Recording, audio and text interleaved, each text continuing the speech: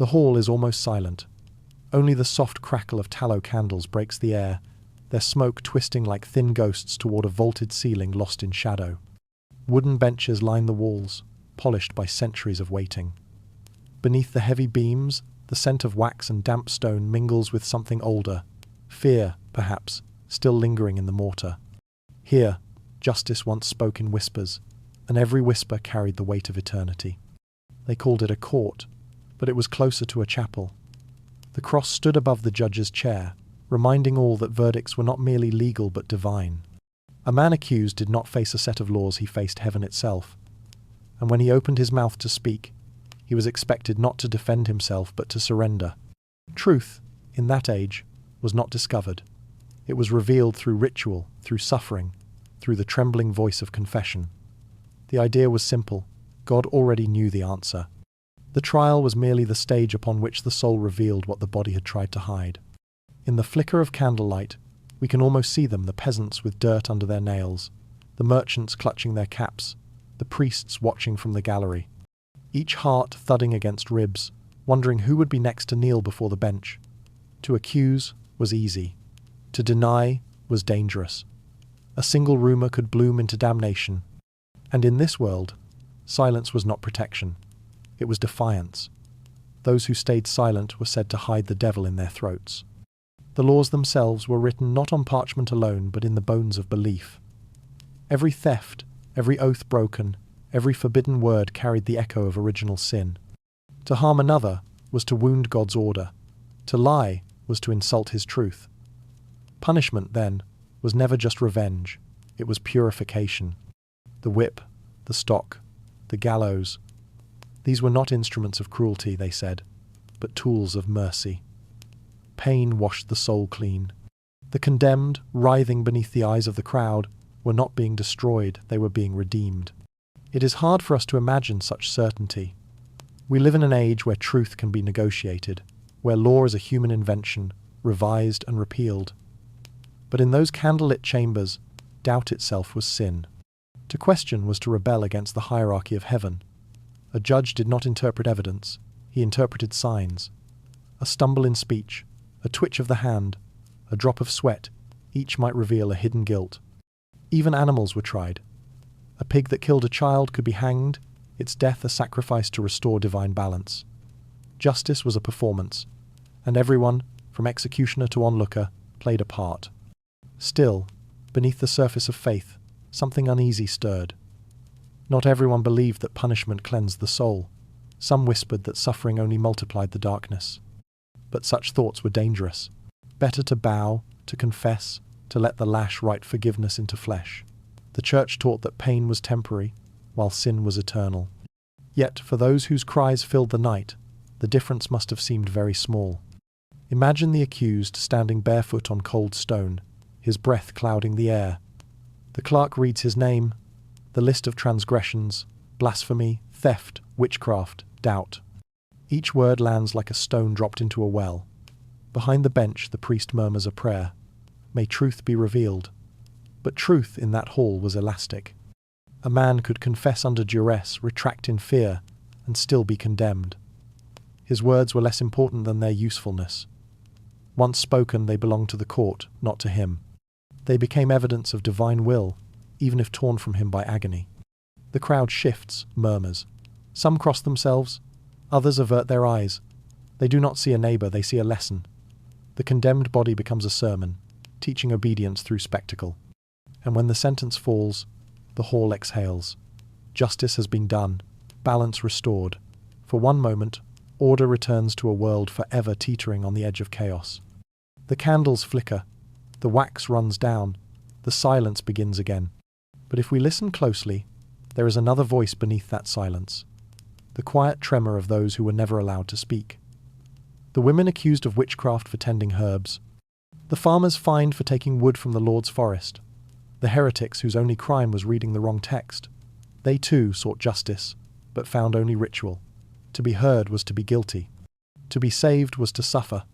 In their stories, confession and condemnation became one and the same. What if silence was the only way to stay innocent?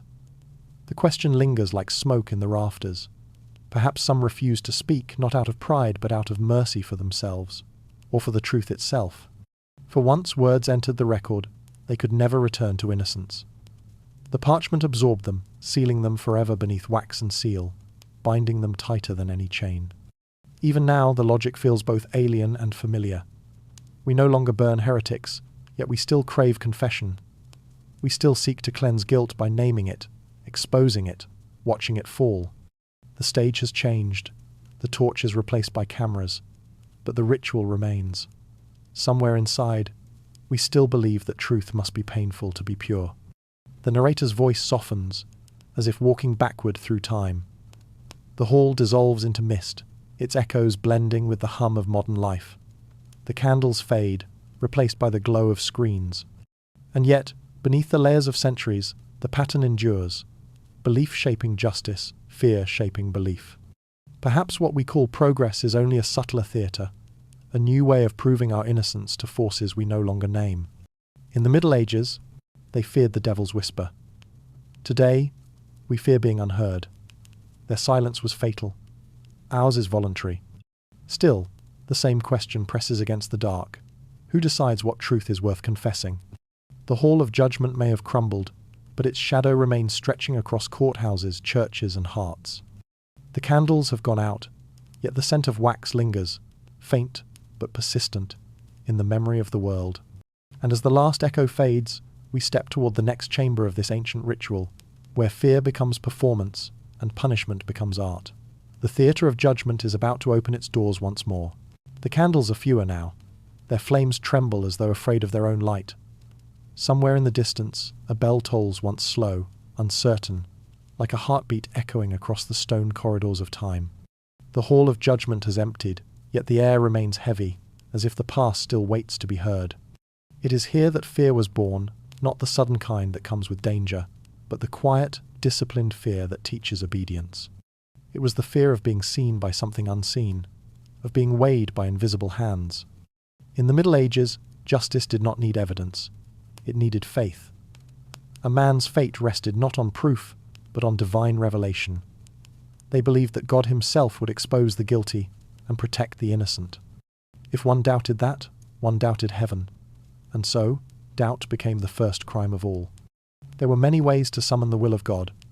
Some called them ordeals, others called them miracles. But to those who endured them, they were neither. They were conversations between flesh and fire, between breath and water, between terror and silence. The Church called them judicia Dei, the judgments of God. Each ordeal was a question asked of heaven, and each scream was part of the answer. In the monastery courtyards, monks prepared the trials with solemn grace. They prayed over cauldrons of boiling water, over irons heated until they glowed like miniature suns. The ritual was meticulous, psalms recited, incense burned, relics kissed. Every detail mattered, for purity was believed to attract divine attention. The priest's voice would rise and fall in rhythm, each syllable sealing the space with holiness. The crowd, kneeling or standing in the cold, watched with faces both reverent and hungry. They had come not to witness pain but revelation. When the accused stepped forward, barefoot and trembling, there was no question of guilt or innocence. The ordeal was the truth itself. A woman accused of theft might be ordered to plunge her arm into boiling water to retrieve a stone. If her wounds healed cleanly after 3 days, she was innocent. If they festered, she was damned. Another might walk 9 paces, clutching a red-hot iron, the crowd whispering prayers as the scent of burning skin filled the air. God would protect those who were pure, they said. But the saints, it seemed, were often slow to answer. Trial by water carried its own logic. The accused, bound at wrists and ankles, was lowered into a pond or river. If they sank, the water had accepted them proof of innocence, though sometimes that innocence was proven only in death. If they floated, they were guilty, for the holy element had rejected their corrupt flesh. The priest would nod gravely as the rope was pulled tight again, the body dragged to shore between belief and breathlessness. It is easy, from the distance of centuries, to see madness. Yet to those who lived within it, this was order. The law reflected the cosmos. Every sin demanded a sign, every doubt required a spectacle. Even nature, they believed, could be compelled to speak truth. Iron, water, fire. Each substance became a vessel of divine communication. The body, too, was an instrument. Pain was not punishment but translation, turning hidden guilt into visible proof. But not all feared the same thing. The judges feared failure, the possibility that God might remain silent. The priests feared impurity, that a wrong prayer or unwashed hand could cloud divine judgment. And the common folk feared something far deeper, the terrifying thought that God might not intervene at all. If the innocent burned and the guilty healed, what then? Would heaven still be watching, or had the world already slipped from its grasp? In such moments, belief had to become louder than doubt. The louder the chant, the less room for questioning. The more elaborate the ritual, the less one noticed the trembling beneath it.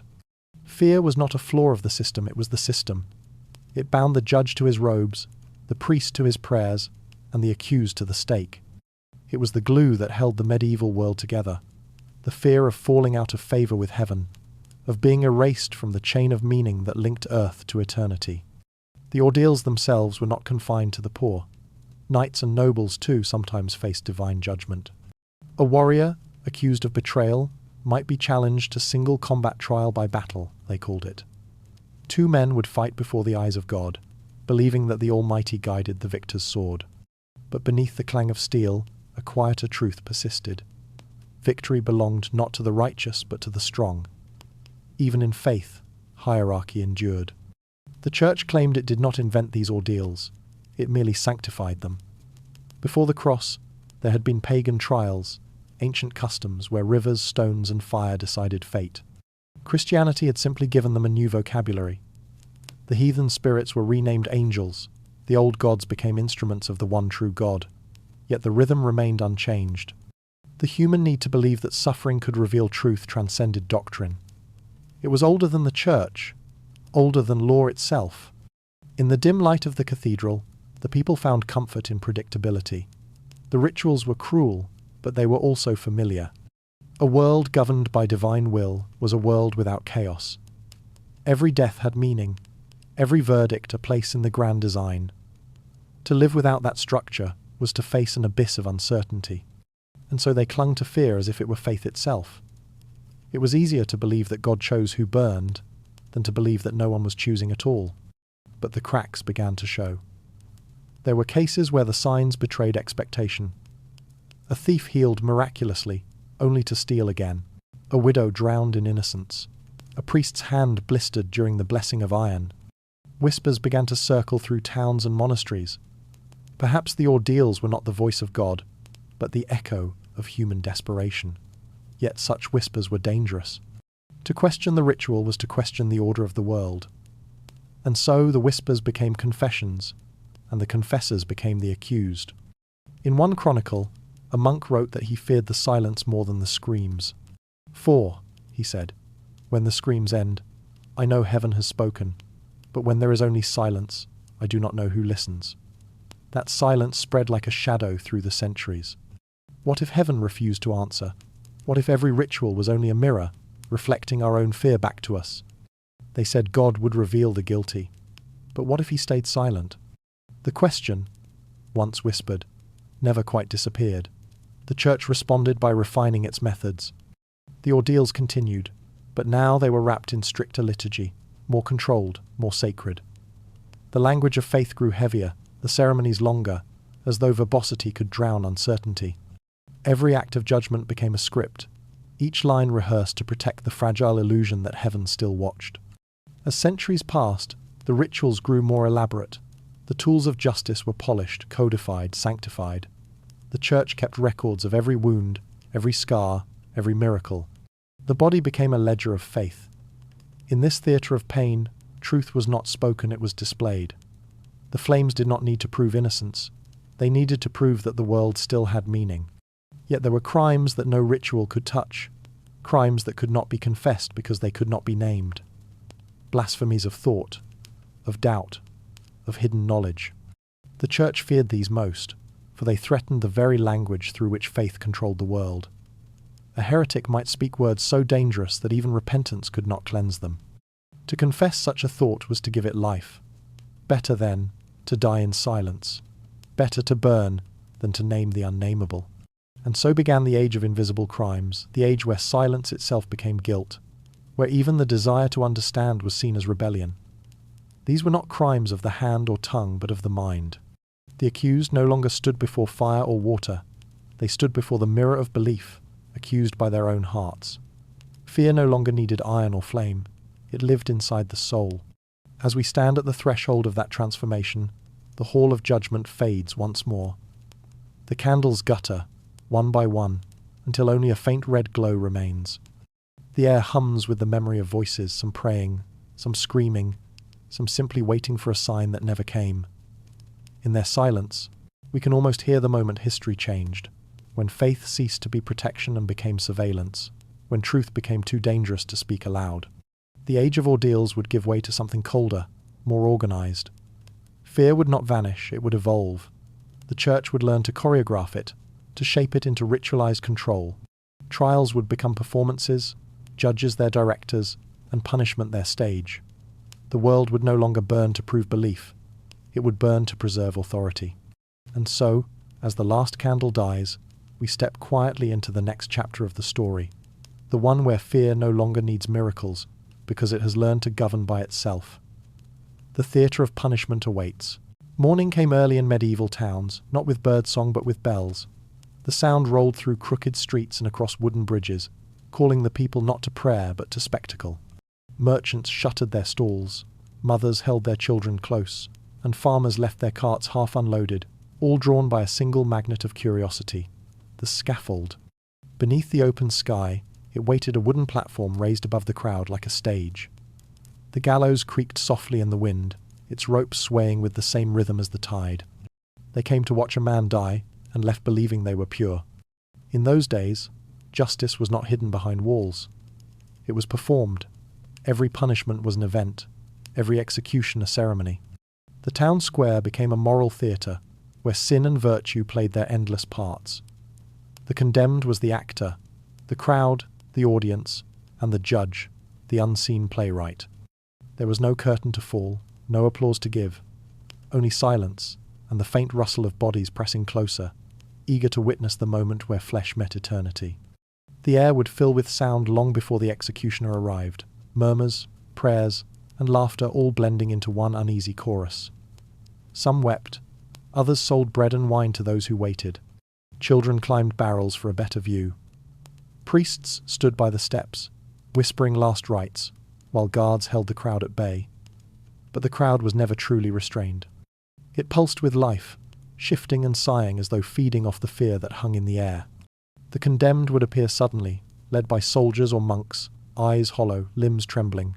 A hush fell. It was not mercy that stilled them, it was hunger. They needed the ritual to begin, to see the story reach its conclusion. Every punishment was a lesson, and every lesson required a witness. Without eyes upon the scaffold, guilt remained incomplete. The law demanded not only obedience but spectacle. Sometimes, the condemned spoke before the end.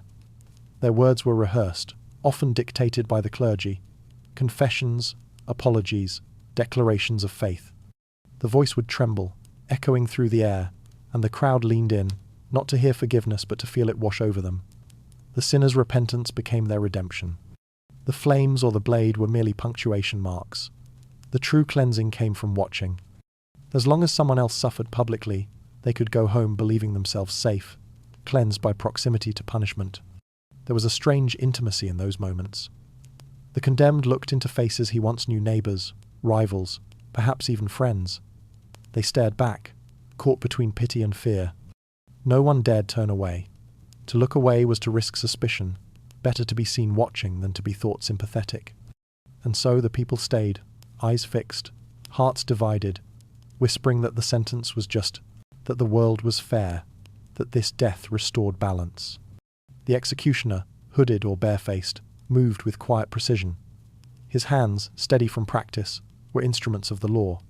He was both feared and necessary, cursed and blessed. Some believed that touching his robe brought luck. Others crossed themselves when he passed. He lived apart, like a priest of the body's undoing. His work was dirty, but his role was sacred. Without him, the play could not end. When the axe fell or the fire caught, a collective shudder passed through the crowd. A gasp, a murmur, a cry, and then release. They would talk about it for days afterward. How bravely he stood, how quickly she burned, how strange it was that smoke could smell both holy and foul.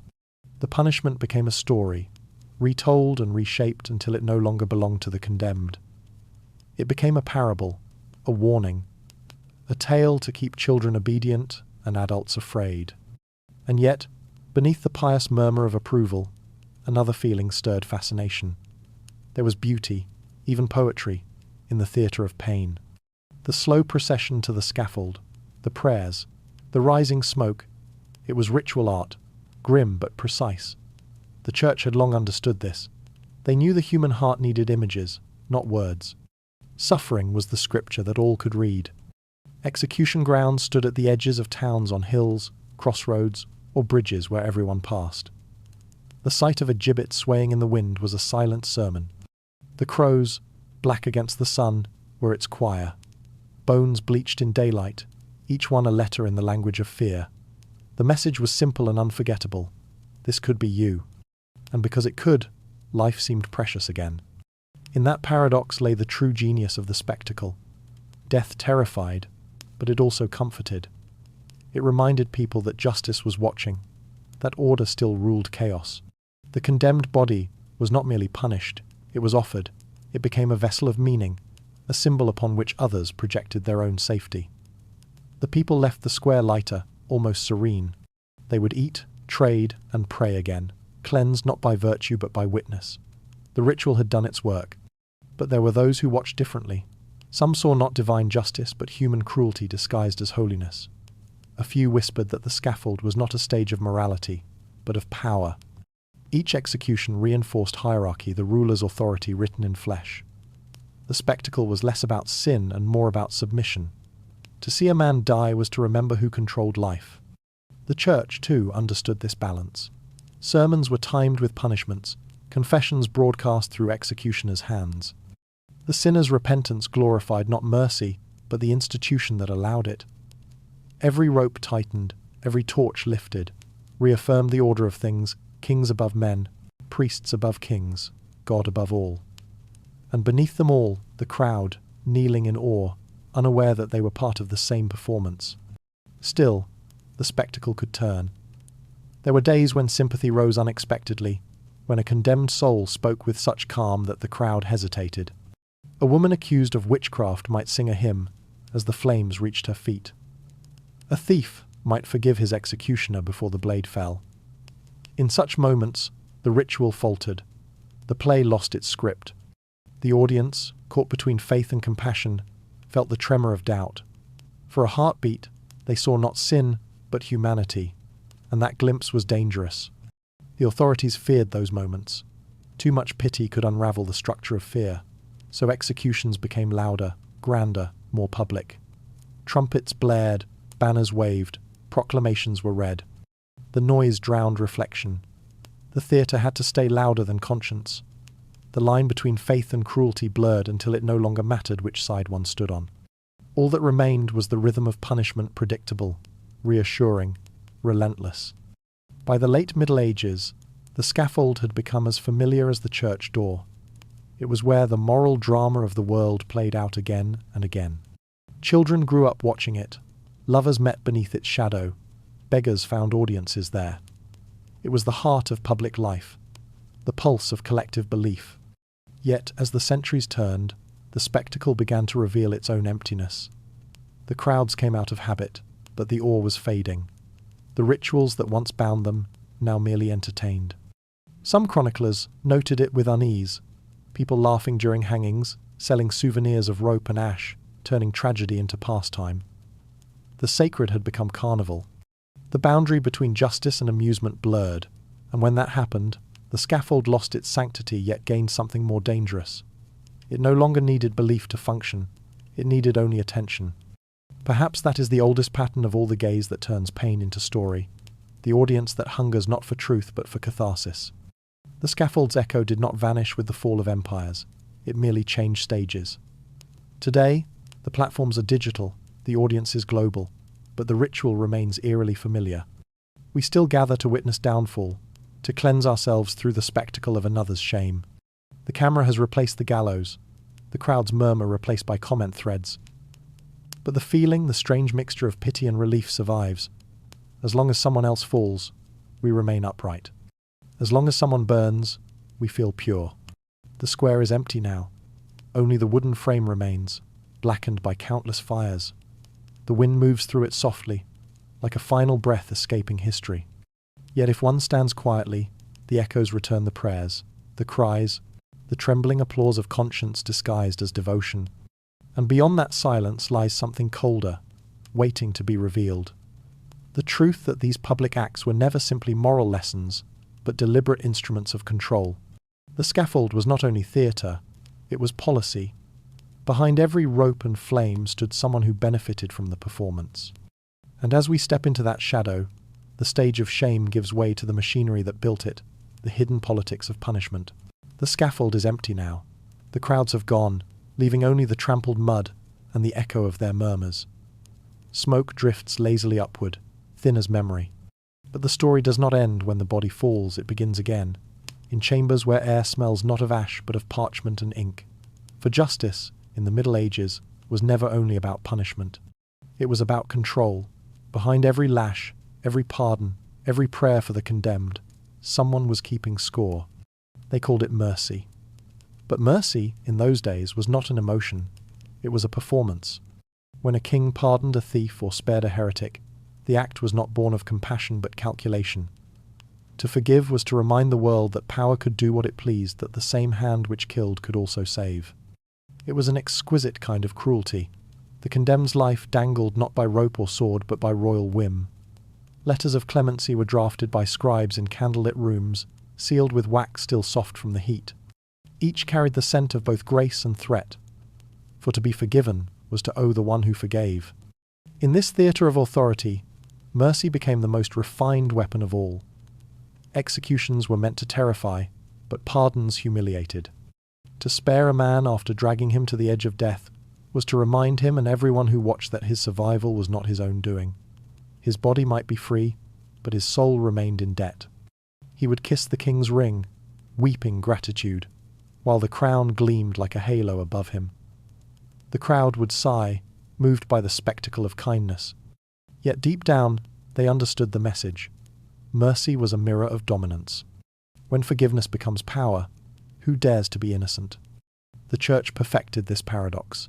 Bishops spoke of divine compassion, yet every pardon was steeped in ceremony, measured, recorded, and witnessed. To be forgiven, one had to confess publicly, often in humiliating detail. The confession was not for the soul's release, but for the institution's strength. Each sinner became an example, a lesson wrapped in ritual.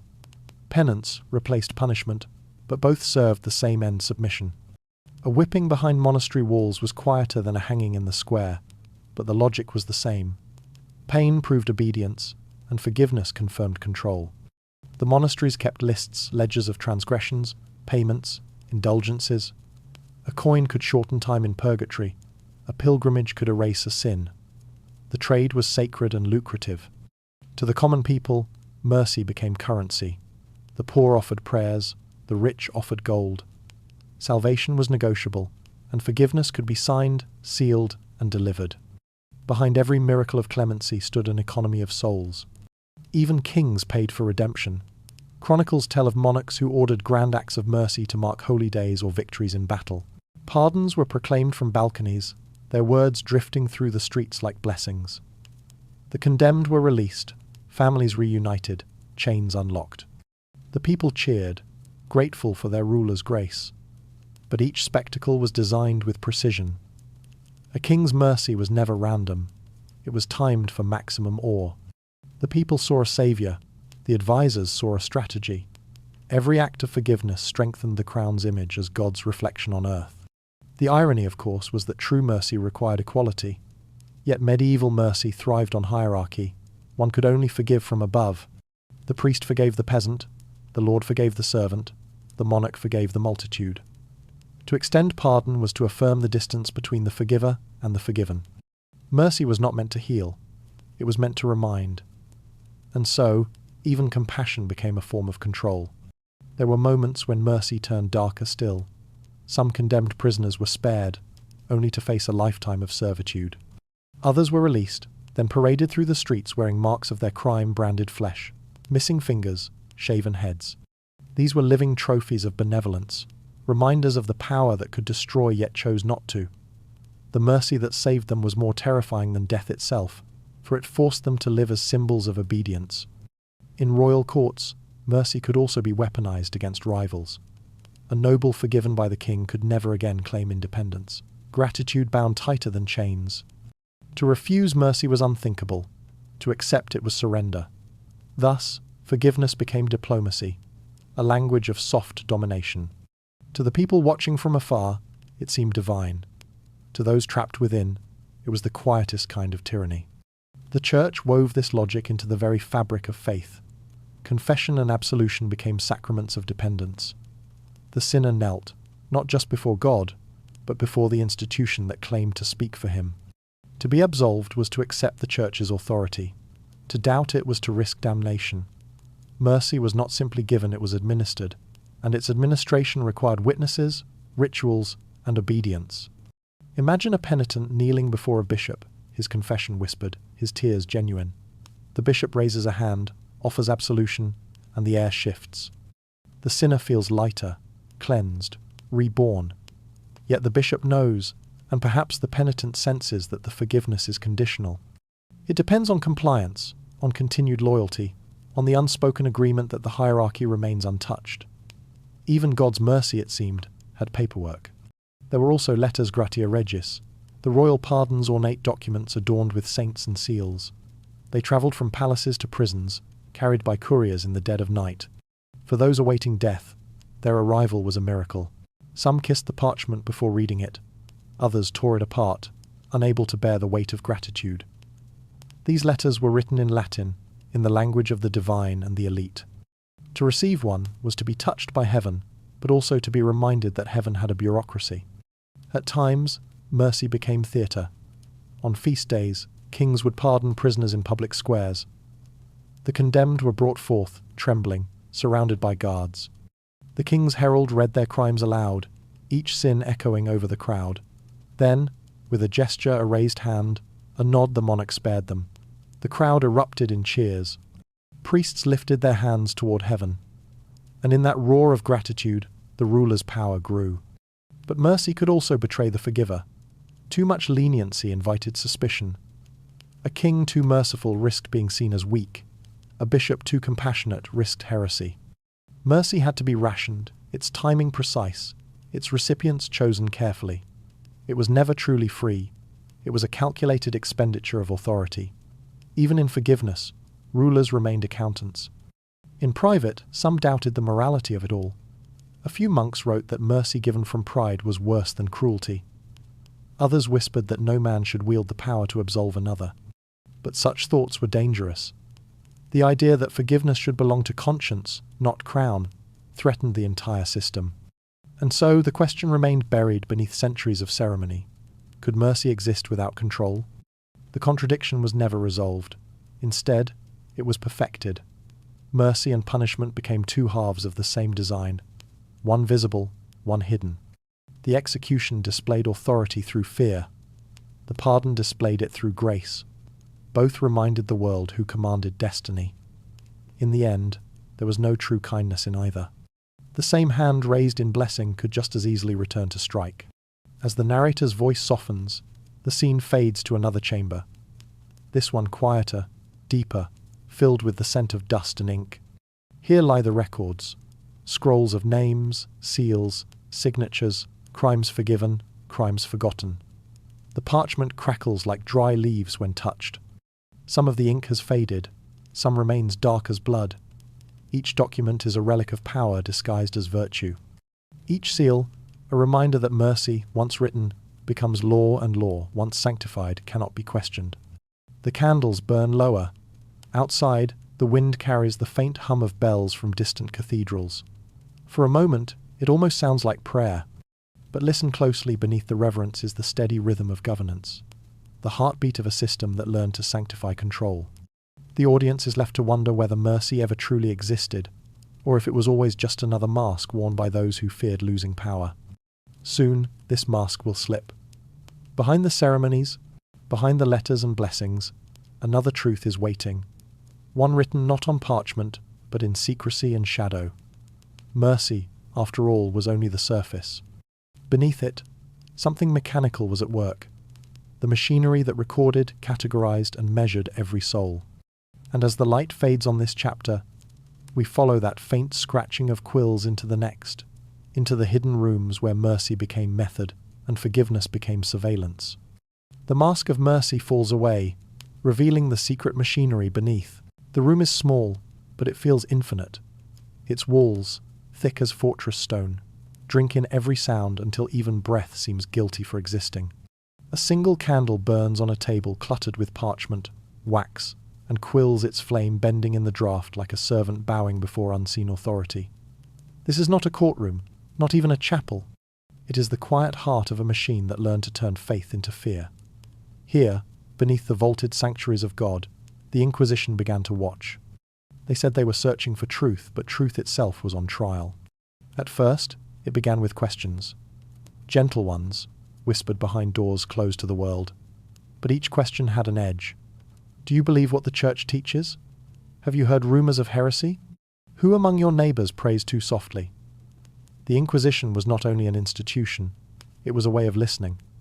Every silence became a clue, every hesitation a sign. And when words failed to appear, they were invented. The Inquisitors were trained not merely to detect sin, but to interpret tone, the flicker of an eyelid, the tremor in a hand. They believed the soul betrayed itself through the body, that truth could not hide for long. Behind them sat the scribes, silent as ghosts, recording every word. Ink became a form of surveillance. Each letter was a mark against eternity, written in the language of obedience. In these chambers, daylight rarely entered. The rooms smelled of parchment, sweat, and candle smoke, a scent that clung to clothes and conscience alike. The accused were brought in blindfolded, led through corridors where footsteps echoed like prayers turned inside out. When they sat before the Inquisitor, they faced not a man, but an idea, that truth belonged to authority, and authority belonged to God. The line between faith and fear was erased with each interrogation. The Inquisitor's face was often calm, his tone measured, his gaze steady. To those who looked upon him, he seemed almost merciful. He did not raise his voice. He did not strike. Yet his questions stripped a person bare faster than any blade. "Do you understand why you are here?" he would ask, and the accused, trembling, confused, would try to guess the answer that might save them. There was none. To question was to confess. To confess was to condemn. They were not seeking lies. They were seeking surrender. The records that survive tell us of testimonies written in trembling script names offered under duress, dreams recounted as evidence. Sometimes, the accused confessed to impossibilities, flying through storms, speaking to angels, consorting with demons. But to the Inquisitors, the details were secondary. What mattered was the act of confession itself. A soul that confessed could be purified. One that resisted became proof of the devil's hand. And so, resistance was not courage, it was heresy. Doubt itself became a crime. In time, the Inquisition refined its tools. Not the rack or the flame, though those were always waiting, but subtler devices. The weight of waiting, the silence between questions, the slow erosion of certainty. Sleep deprivation, isolation, repetition. These were their instruments of revelation. They believed pain revealed what reason concealed, and if truth did not surface, it was forced. The Inquisitors kept meticulous notes. Every confession, every denial, every whisper of hesitation was catalogued. The Church called these records Acta Inquisitionis, the Acts of the Inquisition. Shelves upon shelves of parchment lined the archives, each page a monument to human frailty. Entire lives reduced to ink, birthplaces, occupations, fears, dreams. A fisherman who spoke of stars, a midwife accused of murmuring the wrong prayer, a scholar who asked the wrong question. None were forgotten. In their precision, the Inquisitors believed they were preserving the soul of the world. Yet the scribes who wrote those words sometimes trembled. Some scratched faint symbols into the margins, tiny crosses, stars, circles as if to ward off the weight of what they recorded. They too were trapped in the machinery, their obedience indistinguishable from guilt. To write a lie was sin. To disobey an order was heresy. The ink did not distinguish between faith and fear. And somewhere, behind the meticulous order, the true terror took root. The Inquisition taught people not only to obey, but to suspect themselves. Every thought became a potential betrayal. A moment of doubt, a careless phrase, even a dream could be interpreted as treason. The Church no longer needed to burn every book or torture every suspect. It had taught people to police their own minds. The eye no longer looked outward, it looked within. Imagine a town where no one dares to speak above a whisper. A candle flickers in every window, but its light never reaches the street. Neighbours greet each other with smiles, but each smile hides calculation. Who among us might be next? The fear was contagious, invisible, and efficient. The Inquisition did not have to watch everyone, the people learned to watch each other. Surveillance had become self-sustaining. Some inquisitors believed sincerely in their mission. They saw themselves as healers of the soul, physicians of faith. "We save by pain," one wrote. "We purify by flame." Another described his work as guiding the lost back to light. The paradox was almost tender cruelty, disguised as care, violence softened by prayer. Even the torturer believed himself an instrument of grace. He would whisper a blessing before tightening the ropes, promising redemption with every turn. The accused often believed it too. After days or weeks of interrogation, truth lost its meaning. Memory became fluid. They confessed not to deceive, but to survive. They invented sins because silence was worse. And when they confessed, the Inquisitor smiled, thanked them, prayed with them. The exchange was sacred, one soul cleansed by the suffering of another. The chamber smelled of wax and sanctity, yet beneath it lay the metallic tang of blood. The testimonies multiplied, feeding the archives like fuel to an endless fire. Each confession confirmed the next. Each accusation justified the last. The Inquisition became a self-perpetuating truth engine. Its logic was flawless. Those who confessed were guilty. Those who did not were more guilty still. Doubt, that most human of instincts, became evidence of corruption. It was not merely bodies that burned, but the idea of questioning itself. And yet, within the very heart of that darkness, there were moments of clarity. A few inquisitors began to doubt the machinery they served. Some confessed privately to their confessors that they no longer knew whether they hunted devils or shadows. One wrote, "If truth is what we create by torment, then whose truth have we found?" His note was never meant to be read. It was found centuries later, pressed between pages of a confession manual, the ink faded but legible. Even among the enforcers, the virus of doubt had spread. But by then, the structure was too strong to unravel. The Church had built an empire of vigilance, a cathedral of silence that reached from Spain to Rome, from France to the edges of the known world. Its power lay not in how many it punished, but in how many it made afraid to think. Outside the chambers, the world seemed unchanged. Markets bustled, children played, bells rang. Yet beneath it all ran an invisible current of fear. Words were chosen carefully, eyes averted, thoughts softened. It was said that the devil hid in subtleties, but so too did the Inquisition. They said they sought purity of faith. What they achieved was purity of control. And the longer they watched, the more the world began to resemble their gaze, sharp, suspicious, unblinking. Now, centuries later, we can still feel the echo of that gaze. It lives in our language, in the way we measure what can be said and what must remain unsaid. The Inquisition ended, but its eye never closed. It learned to live quietly inside us, in the small hesitations before truth is spoken aloud. The candle on the table burns lower, its flame shrinking to a thin, trembling point. The Inquisitor closes his ledger, seals it with wax, and bows his head. Another record complete. Another silence preserved. He believes he has served the truth, though he has never seen it. Outside, the air is cool, the sky indifferent. The stars, distant and ancient, blink like eyes that have seen too much and judged too little. And somewhere, between those stars and the dying candle, a single question lingers. What happens when the act of searching for truth destroys the very thing it seeks? The door closes.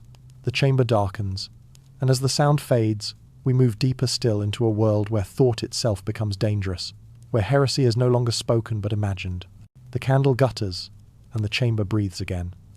The air is thick with the scent of ink and sweat, with the faint rustle of parchment stacked like the bones of forgotten truths.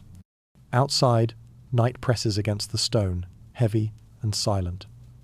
Inside, another kind of silence reigns, the silence that comes when thought itself becomes a sin. The Inquisition's shadow had stretched far beyond its walls. It no longer needed to summon the accused. Fear did that on its behalf. In every town, in every monastery, in every scholar's cell, a quiet dread took root. Not the fear of punishment, but the fear of one's own mind. The Church had discovered something far more powerful than torture. It had discovered suspicion. In a world ruled by fear, thinking was the most dangerous act of all. At first, the condemned were easy to find: the outspoken, the rebellious, the ones who questioned too loudly. But soon, the boundaries blurred. The Inquisition learned to hear heresy in hesitation, to see rebellion in reflection.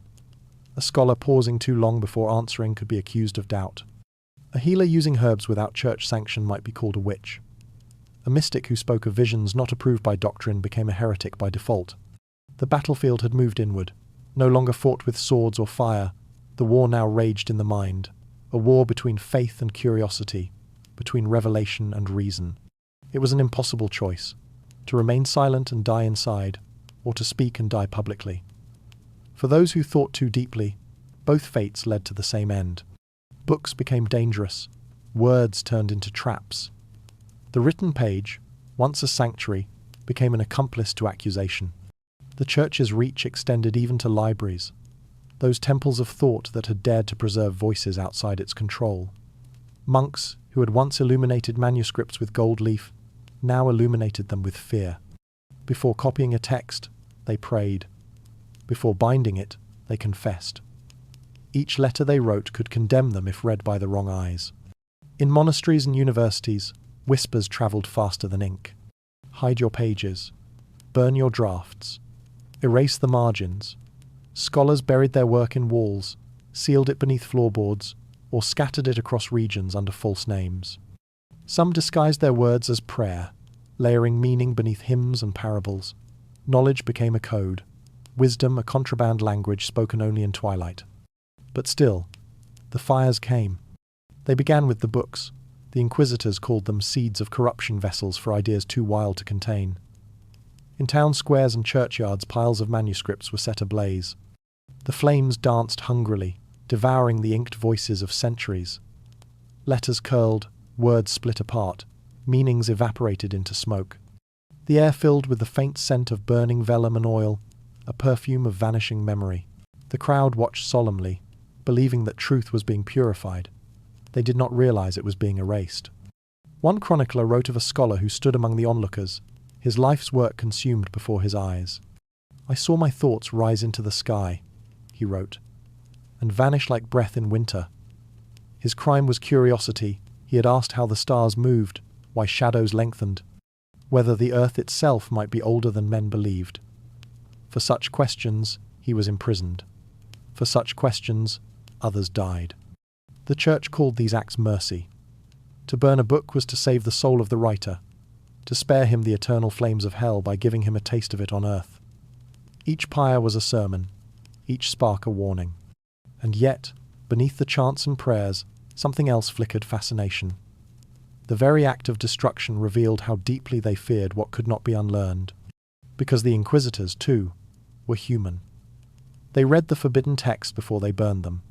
Some felt the pull of their beauty, the strange logic of pagan poets, the elegance of lost philosophies, the quiet defiance of reason.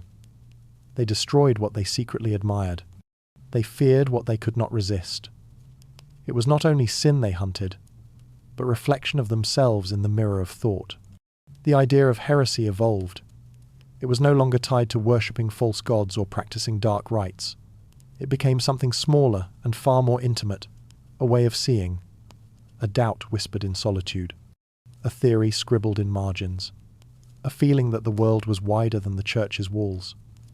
Heresy no longer required rebellion, it required imagination, and imagination once divine was now dangerous.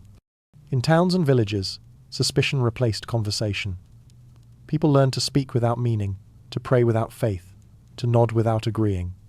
The face became the mask of survival. The soul was trained to erase its own questions before they reached the lips. Children were taught early, obedience is safer than truth, and those who forgot were reminded. Still, the forbidden knowledge found ways to live. It slipped through cracks in the system, hiding inside the very language used to suppress it. Poets disguised astronomy as metaphor, calling planets angels and stars divine messengers. Physicians cloaked anatomy in allegory, describing the human body as the cathedral of God. Every act of creation became an act of concealment. The human mind adapted it, learned to think without being seen. But not all escaped. There were mystics who dreamed too vividly, healers who cured too miraculously, thinkers who spoke too plainly. The Inquisitors came for them not with rage, but with pity. They were told they could still be saved if they confessed. "Confess," they said, "and you will be forgiven." But what was there to confess? A question? A dream? A glimpse of beauty that did not fit the catechism? Some broke. Others refused. One mystic woman, whose visions drew crowds, was told her revelations were the devil's trick. She replied, "Then the devil's truth is kinder than yours." For that sentence alone, she was condemned, her name erased, her writings burned. Yet fragments survived, lines copied secretly by a scribe who could not bear their disappearance.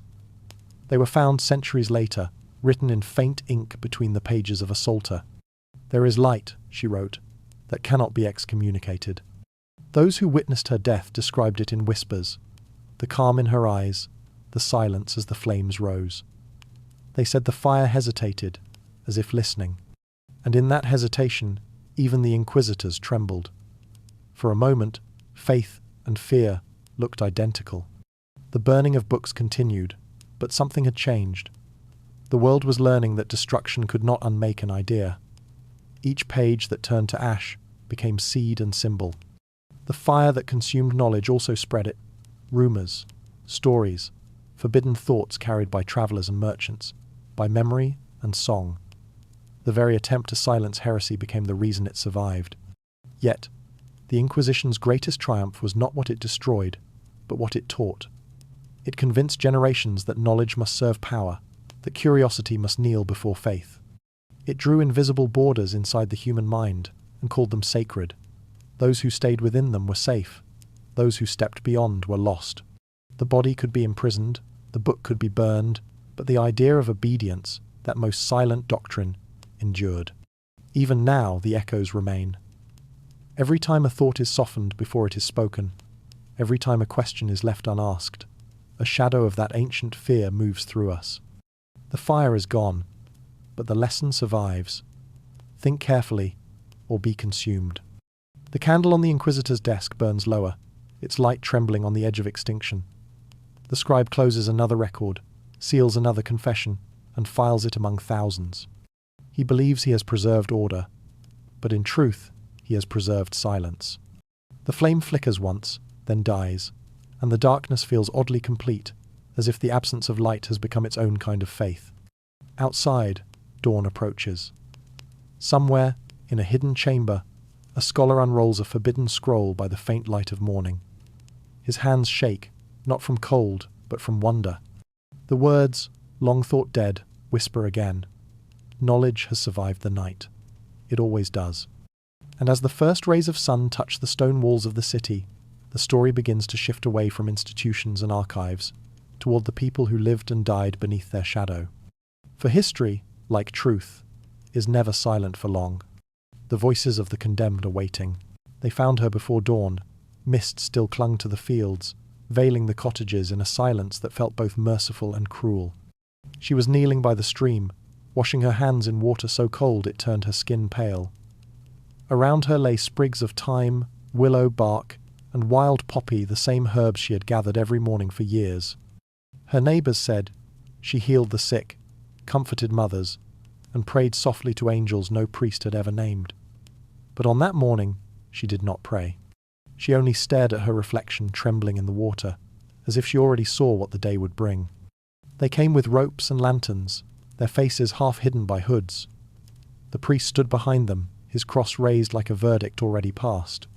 They called her by name, though not the name she used when speaking to her children. They used the one written in the accusation, a name stripped of kindness, of humanity. She did not run. She knew there was nowhere to go. Her crime, they said, was speaking to spirits that were not of God. A farmer's child had fallen ill, and when her herbs failed to heal him, tongues began to wag. She whispers to the fire, they said. She walks by moonlight. She knows what women should not know. Within days, rumour became doctrine, and doctrine became law. She was taken to the church cellar, a narrow room of stone, damp and cold. The light from the single candle made her shadow tremble against the wall like a second body trying to flee. The Inquisitor asked simple questions at first. Her name, her trade, her prayers. She answered softly, eyes lowered. But the questions soon changed. Do you consort with demons? Do you call upon spirits in the night? Do they come when you light your fire? Each question carried the weight of an answer already chosen. For 2 days, she denied them. She said she had never known demons, only hunger and sorrow. She said her herbs were gifts of God, her prayers her own. Yet the more she spoke, the more they listened for guilt in her tone. Truth, in that chamber, was a shifting thing, a candle flame bent by every breath. When words failed to yield confession, silence was made to speak.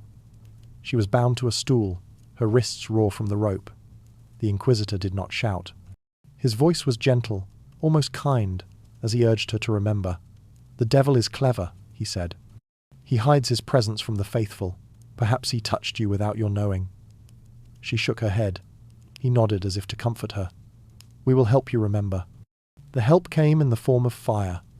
A coal held near the skin, a candle tilted toward her palm, the soft hiss of flesh meeting flame. Each touch was followed by a question, each answer by another flame. The air smelled of tallow and burnt linen. Her prayers turned to gasps. The scribe wrote quickly, the quill scratching like an insect in the dark. She denies, he wrote. She trembles. She persists. By the third night, her voice was gone. Only whispers remained. She began to repeat their words, trying to end the questions. Yes, she said. She had spoken to something. No, she did not remember its face. Yes, it promised healing. No, she did not invite it. The Inquisitor nodded, satisfied. The scribe dipped his quill again. Confesses contact with the infernal, he wrote. Claims ignorance of pact. The record was complete. They allowed her to rest, though the word had lost its meaning. She lay on the cold floor, her hands bandaged, her lips cracked. In her dreams, the angels she once saw in sleep returned not radiant, but sorrowful. They touched her wounds with light that did not heal. Why did you speak? One asked. She did not know. Perhaps because silence had become unbearable. When morning came, she was led to the square. The town had gathered, as they always did, drawn by the same strange hunger that had followed every trial before.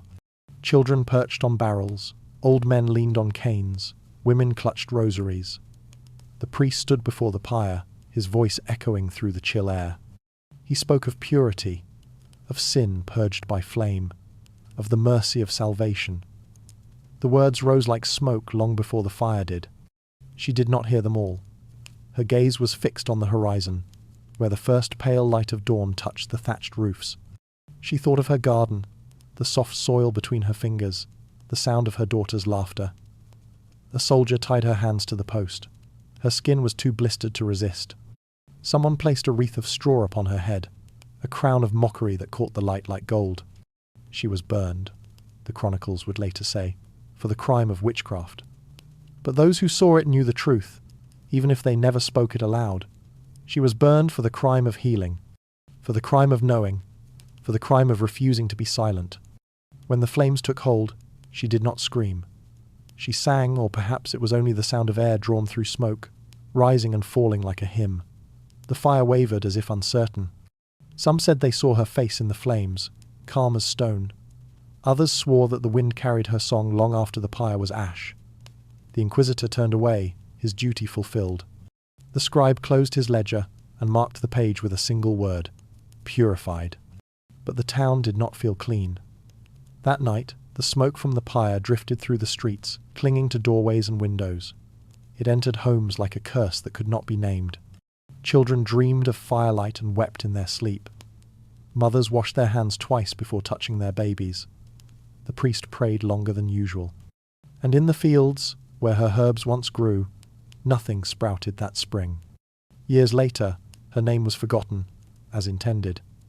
The record remained, filed among hundreds of others, brief, precise, unfeeling. Yet on the back of the parchment, someone had written a line in faint, hurried ink. She spoke to the light, and it answered. No one knows who wrote it. Perhaps the scribe. Perhaps a witness unable to bear the silence. But the words survived, pressed into history like a fingerprint on wax. She was burned for the crime of speaking to what she loved. Her story is not unique. There were others, thousands, whose lives were reduced to ashes and annotations. But through her, we see them all. The midwives, the widows, the wise women who carried the memory of older ways. They lived close to the earth, to the rhythms of life and death, to a kind of knowledge the church could not control. Their words were soft, their tools simple, their power invisible. And that made them dangerous. The narrator's voice softens as the flames fade. The crowd disperses, the ashes cool, and the smoke drifts upward into the pale morning. The silence that follows is not peace, but exhaustion. For centuries, history would speak of witchcraft as superstition, forgetting that beneath it lay something far more human, fear disguised as faith, cruelty mistaken for purity. Yet even in loss, there is a strange endurance. The fields that would not bloom began to flower again, slowly, as though the earth itself had forgiven. Somewhere, her song still lingers, not of words, but of warmth, of the fire that once devoured and still refused to die. Her story does not end in ashes. It burns quietly in memory, reminding us that every persecution begins the same way, with a whisper, a doubt, a fear of what cannot be understood. And from that whisper, the story widens. For she was not alone. Behind her came many others, drawn into the same machinery of confession, the same theatre of coerced truth.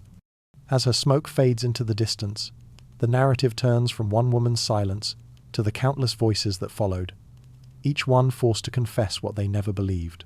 The parchment lies waiting. Its edges are neat, its lines already ruled, the ink still glistening faintly beneath candlelight. A scribe dips his quill, steadying his hand as if about to record the truth of a soul. But the truth has not yet been spoken. The accused has not yet entered the room.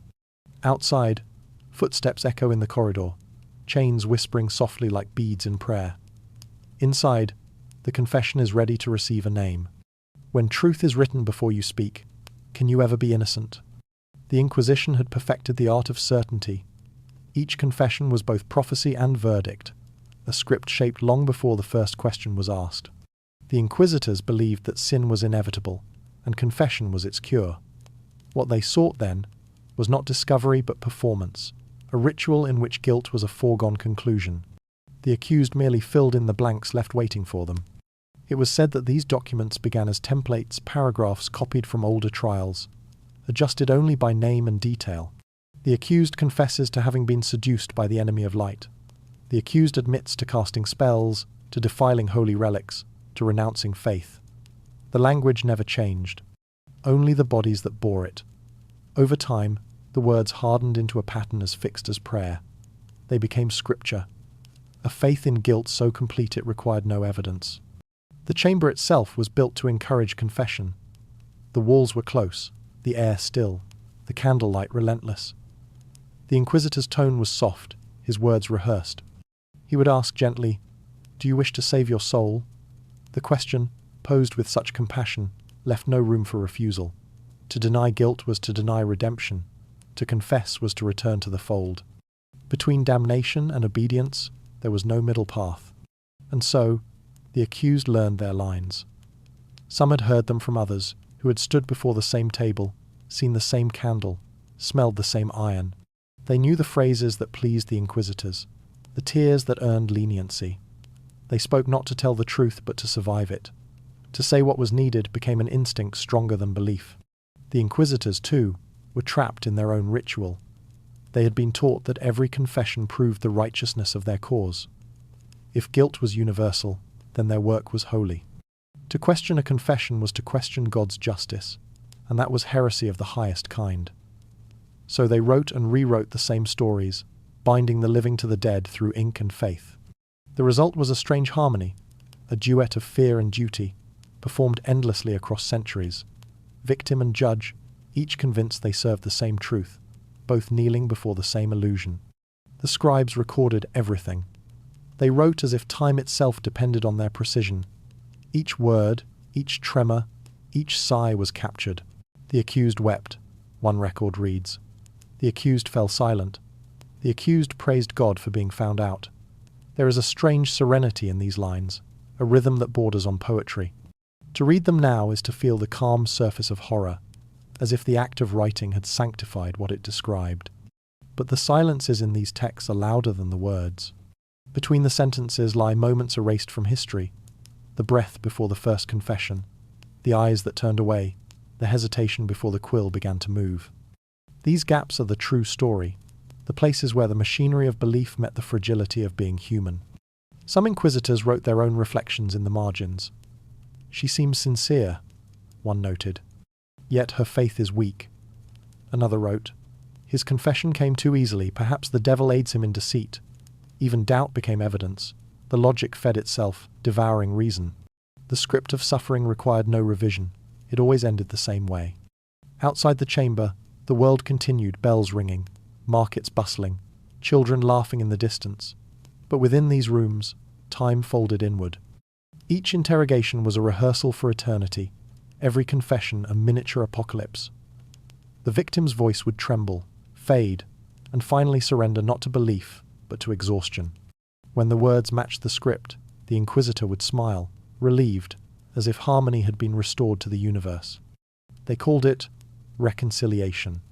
The Church declared that every confession brought the soul closer to God. The condemned, now purified, could face death without fear. To the priests and witnesses, this seemed merciful. They did not see that mercy built on coercion is only another form of cruelty. To the condemned, confession was not salvation but surrender, a final act of obedience demanded by the world that destroyed them. Many learned to speak in double voices. They confessed what the inquisitor needed to hear, while beneath the surface their thoughts wandered elsewhere, to the face of a child, the memory of sunlight, the scent of earth after rain. Within the machinery of fear, imagination became the last refuge of truth. A whispered prayer could survive even as a body broke. There were those who tried to write their own endings. A few tore their confessions before signing. Others refused to speak at all. Their silence was interpreted as defiance. The inquisitors called it the devil's resistance. And yet, in that silence, something sacred stirred, the last act of rebellion left to a human soul stripped of everything but dignity. One record tells of a young man who, after days of questioning, was handed a parchment already written in his name. The inquisitor urged him to sign. "This will save you," he promised. The man read the words, lies about Sabbaths and oaths, about fires and demons, and smiled faintly. "If God is truth," he said, "then he needs no witness." They took his words as heresy. The ink on his unmarked confession dried without his hand. Over centuries, thousands of such scripts accumulated. Bound together, they formed the archive of faith shelves upon shelves of perfected obedience.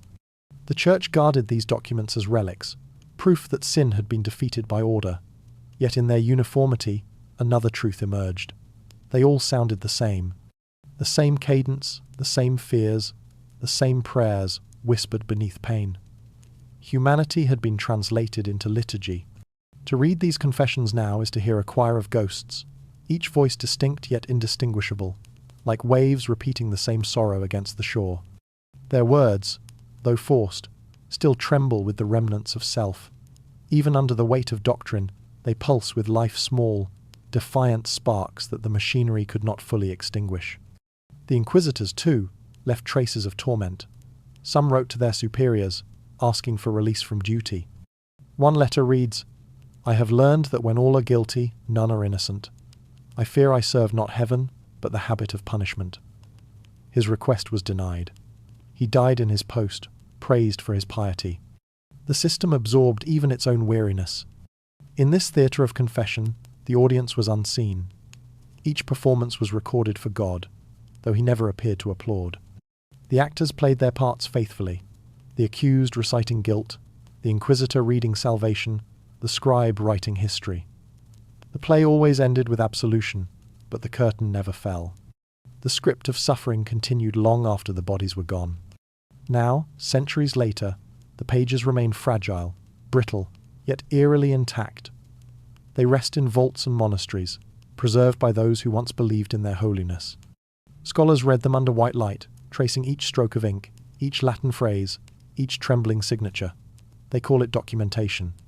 But what they are really reading is choreography, the dance between belief and submission, staged so perfectly it feels eternal. The narrator's voice softens, almost reverent. The candlelight flickers, reflecting on the ink as though it were alive again. When truth is written before you speak, the voice murmurs, can you ever be innocent? The question hangs in the air like smoke, too light to grasp, too heavy to fade. And then, silence. Only the sound of turning pages, the faint scratch of quills long gone. The story widens here, pulling us from the chamber of confession into the streets beyond, to the courts, the prisons, the squares where mercy and vengeance blurred until they were indistinguishable. The machinery of faith was not yet finished. It had one more mask to wear, one more illusion to perfect. The world was about to learn that cruelty, when dressed in righteousness, becomes almost indistinguishable from love, and in that disguise, vengeance would find its most enduring form. They prayed before they killed and called it salvation. At dawn, the army gathered beneath a red sky. Banners embroidered with crosses rippled in the wind, their edges frayed by the long journey from faith to fury. Priests moved among the soldiers, sprinkling holy water on swords and shields. The drops hissed as they touched the metal, as though the steel itself rejected the sanctity. Deus vult, the priests cried, God wills it. The men repeated it until the words lost meaning and became rhythm. Each syllable steadied their hearts, numbed their doubt, and gave their violence purpose. This was how vengeance learned to kneel. The Crusades were not merely wars, they were pilgrimages, with blood at the end. Each step toward Jerusalem was a prayer carved into earth, each conquest a sermon written in smoke. The faithful believed they were cleansing the world of impurity, delivering salvation to heathens through the edge of a blade. To kill for God was not murder, it was obedience, and to die in the act was glory beyond comprehension. Yet behind the chants and armour, something quieter pulsed fear. Fear of sin, of contamination, of divine silence. When heaven seemed distant, men filled the void with war. In the absence of God's voice, they shouted louder. It began as a calling and became contagion. The promise of holiness spread faster than reason. Peasants sold their fields to join the march. Children followed, carrying makeshift crosses. Merchants turned the pilgrimage into profit, selling relics and indulgences to those who feared dying unshriven. The road to salvation wound through chaos, a procession of believers armed with fire. They slaughtered not only enemies but neighbours, burning towns that whispered the wrong creed. Each city taken was washed in blood and prayer alike. Chroniclers recorded the victories in glowing tones, the Lord's work accomplished, the unbelievers purified. Yet even among the faithful, some saw the contradiction. One monk wrote, "The air was thick with the smell of redemption and rot." Another whispered, "If God wills this, then hell must be very near." The line between devotion and destruction vanished in the glare of righteousness. To question the cause was to betray heaven. Soldiers who hesitated were told their doubt was the devil's trick. Those who killed without mercy were praised as saints in waiting. Violence became liturgy. Cities burned like candles in a vast cathedral of conquest. They prayed as they set fire to homes. They sang hymns as walls collapsed. They built altars of rubble and thanked God for victory. Some washed their swords in rivers turned red and saw the reflection of the sun as divine approval. Others knelt in ashes, whispering forgiveness for the people they had just destroyed. The human mind can endure anything, the narrator murmurs, when it names cruelty as duty. The church, watching from afar, sanctified the slaughter. Popes wrote letters, praising the faithful for cleansing the world of heresy. Indulgences were granted to those who took part forgiveness in exchange for blood. Even the language shifted. Killing became purging, conquest became salvation, vengeance became justice. The transformation was complete. Holy hatred had become a moral necessity. But it did not end with the Crusades. The same logic seeped into every corner of Europe: pogroms against Jews, hunts for heretics, purges of witches and lepers, each wrapped in the same robe of righteousness. Priests blessed the fires. Kings signed the decrees. They called it purification, renewal, the defense of faith. The word love remained on their lips, even as their hands dripped with sanctified rage. The most chilling truth was how ordinary it all became.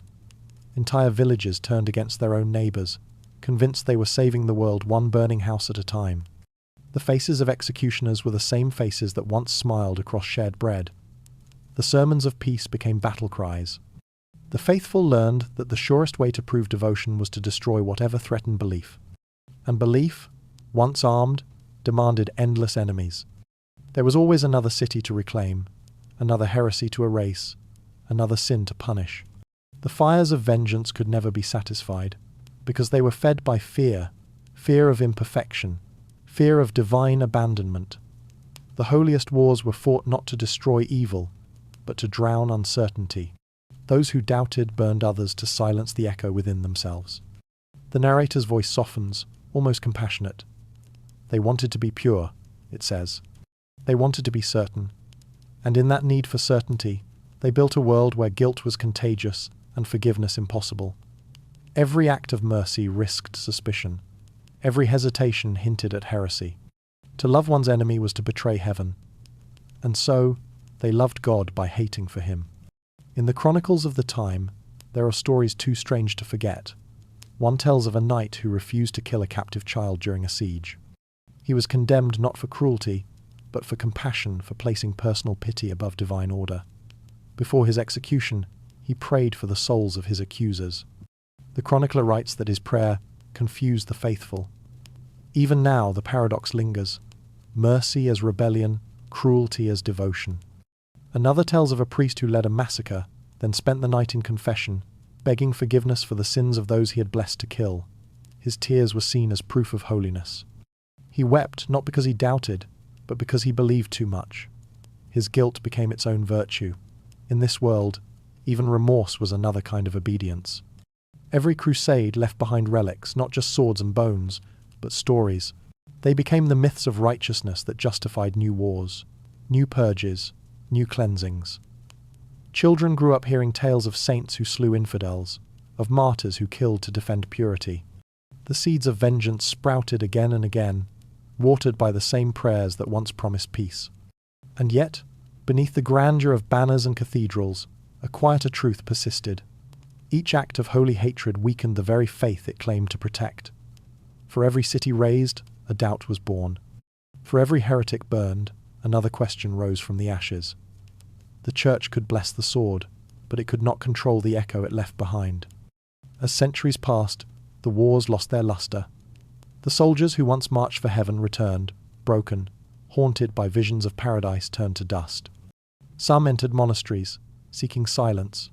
Others wandered as beggars, muttering prayers to a god they no longer recognized. The chroniclers grew more cautious.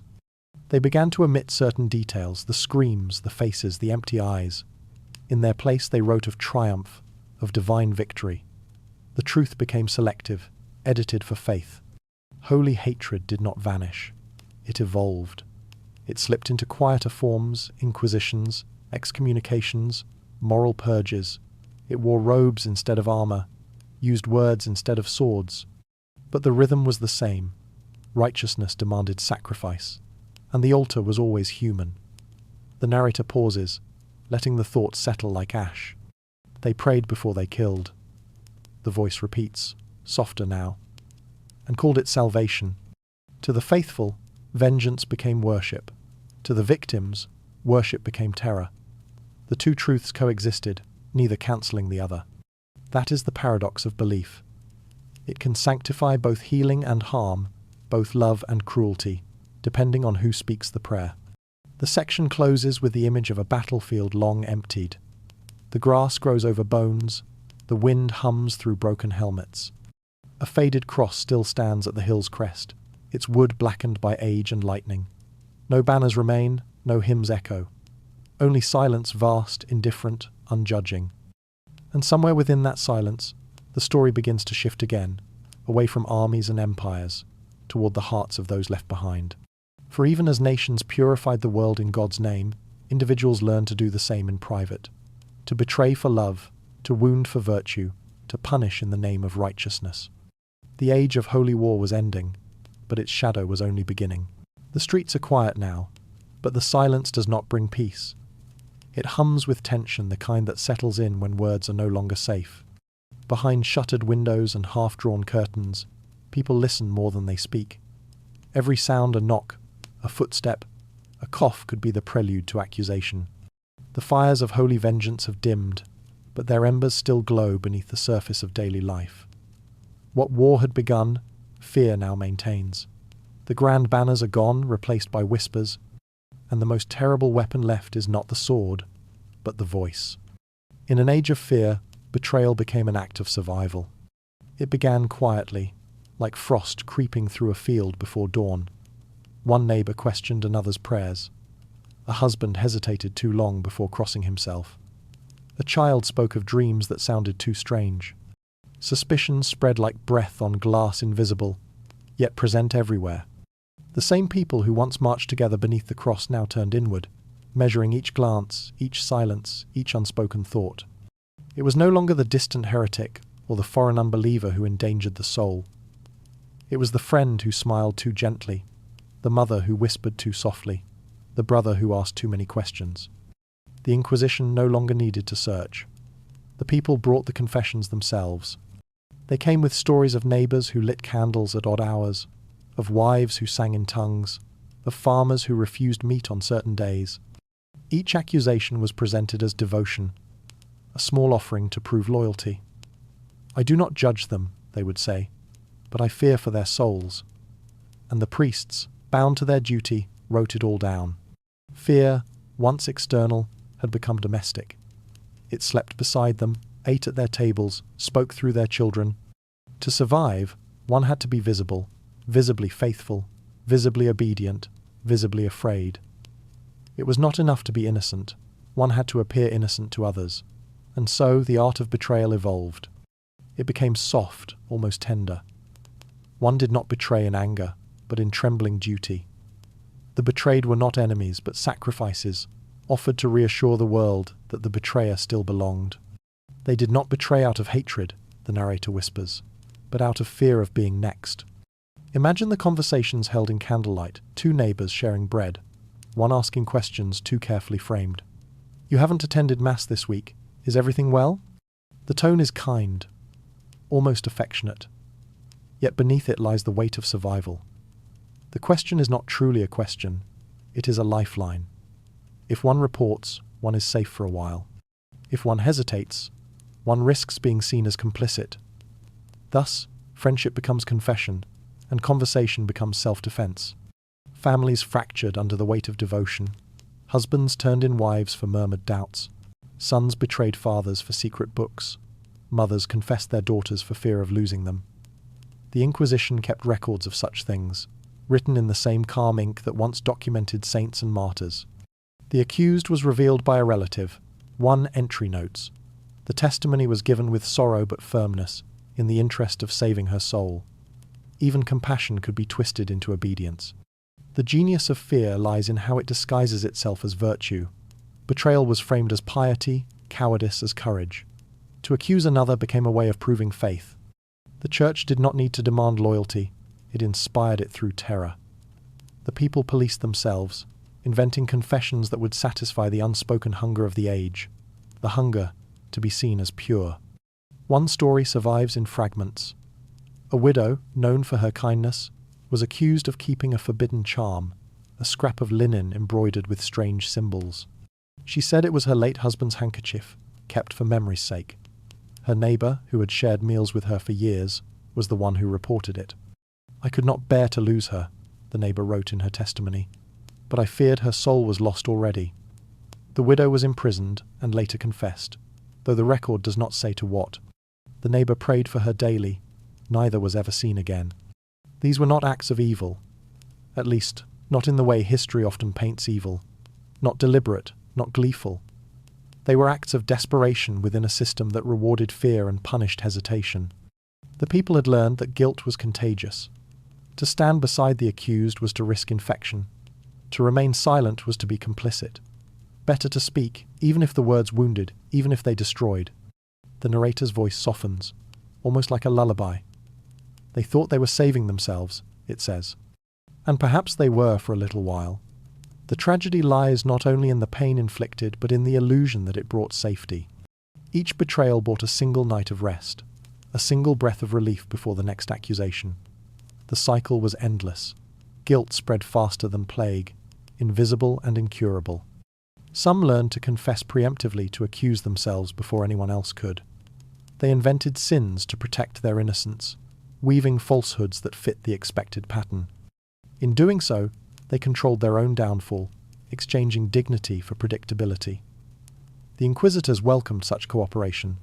The accused confessed freely, the records say, and thus was spared the worst. But the spared rarely survived the shame. There were moments of resistance too. Whispered alliances, secret promises of silence. "I will not name you," one friend would vow. Yet when dawn came and the knock at the door echoed through the dark, courage withered. Self-preservation outweighed memory. The line between loyalty and treason became invisible. The human heart, torn between love and fear, chose the side that let it keep beating. Even the priests were not immune. Many dreaded the confessional, that dark box where sin was supposed to find absolution but often delivered death. A word spoken in trust could become a sentence in ink. Some clergy betrayed their own parishioners to prove they were not lenient. Others wept after each report, whispering prayers for the souls they had doomed. They, too, lived under the same shadow. If they failed to condemn enough, they might join those they condemned. The records of these betrayals are cold, but their pain lingers between the lines. You can almost hear the hesitation in the quill strokes, the tremor of a conscience still awake. One scribe wrote in a margin, "It is difficult to tell where guilt ends."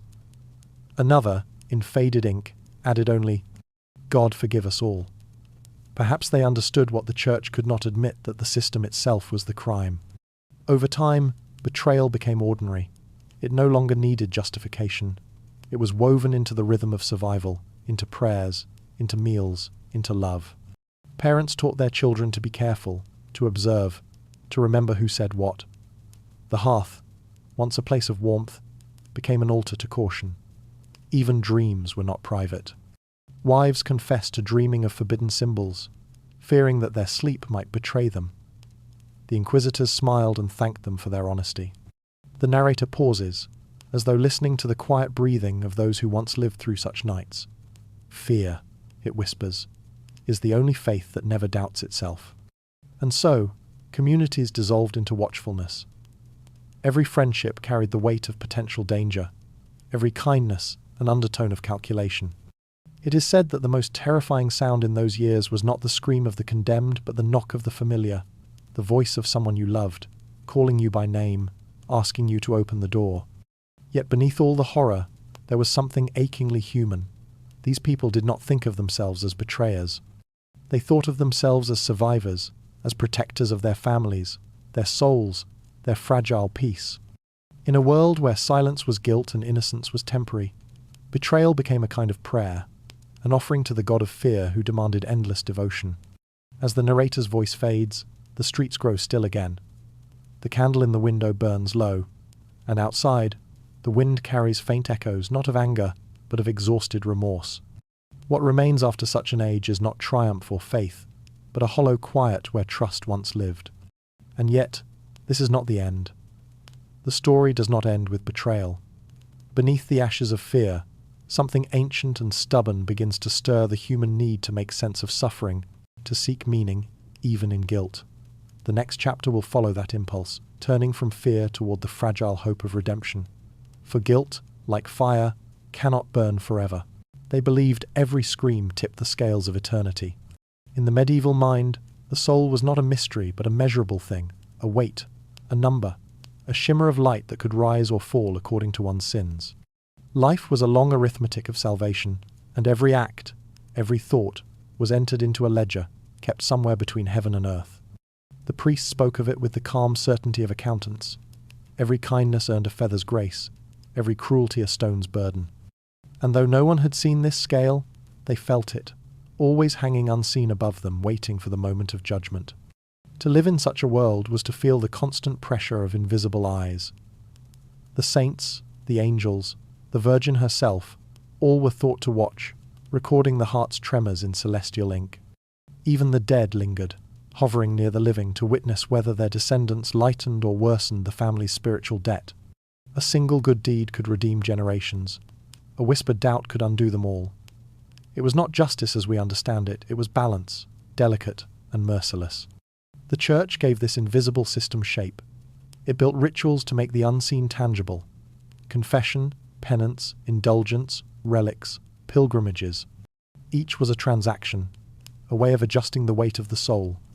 The faithful could not see their sins measured, but they could feel them. The heaviness in the chest, the dread before sleep, the silence that followed the priest's blessing.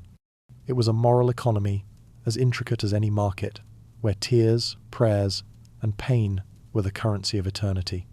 The priests, for their part, became the keepers of divine arithmetic. They listened to confessions like scribes tallying accounts, assigning penance as payment.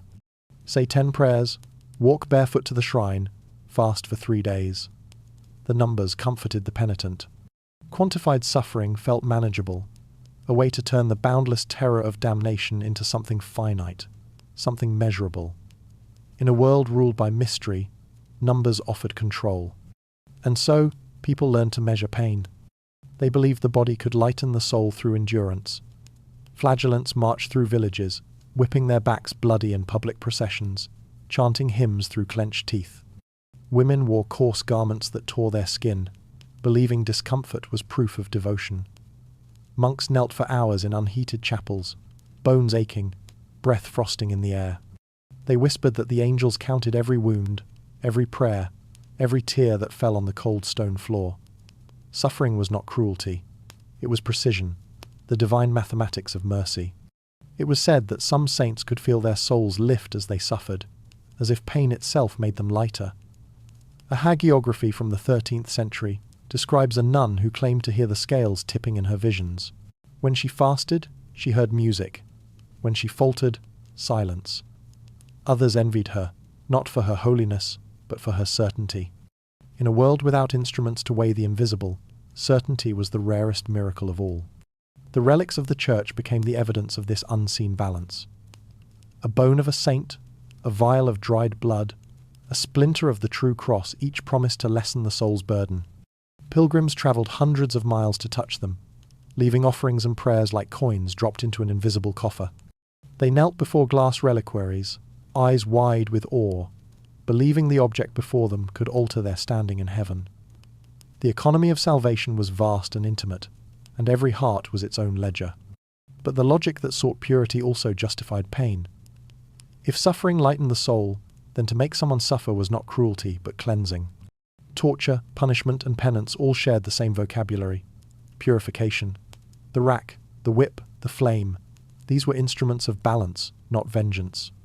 Every confession wrung from agony, every cry rising in the night, was believed to tilt the cosmic scales toward order. The Inquisitors, in their own way, thought themselves healers. They did not destroy. They measured, adjusted, corrected. The narrator's voice lingers on this paradox, how faith and fear braided together so tightly that they became indistinguishable. They wanted to be pure, the voice murmurs, and purity demanded proof. Pain became the evidence of faith, the physical echo of invisible grace. To suffer was to belong. To escape suffering was to risk being unmeasured, uncounted, an unrecorded soul adrift in eternity. The Church's imagery reinforced this vision. In frescoes and stained glass, angels weighed souls on golden scales, while demons pulled them downward with hooked chains. Every monastery had its version of this image. Children grew up beneath its gaze, learning early that heaven was not only reward, but balance restored. Sin could be forgiven but not erased, only countered by suffering. The ledger was merciful, but never empty. Even the weather, the harvest, the plague, all were read as signs of the scales tipping. A drought meant sin unatoned, a good season meant heaven's favour regained. People confessed not only for themselves but for their villages, their kingdoms, their ancestors.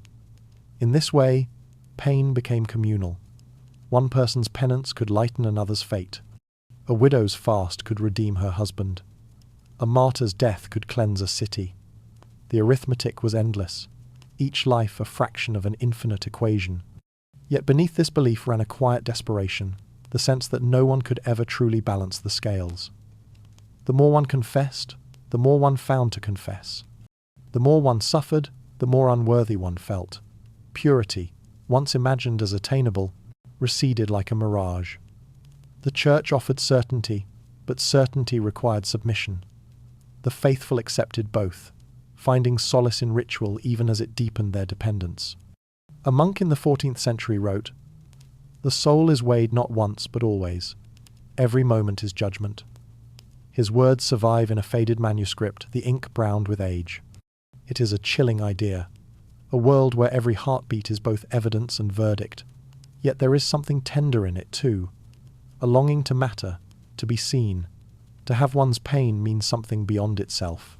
For all its cruelty, the medieval vision of the soul was not born of malice, but of yearning. They wanted to believe their suffering was noticed, that their struggles tipped the balance of creation ever so slightly toward light. The narrator pauses, the tone softening like candlelight at vespers.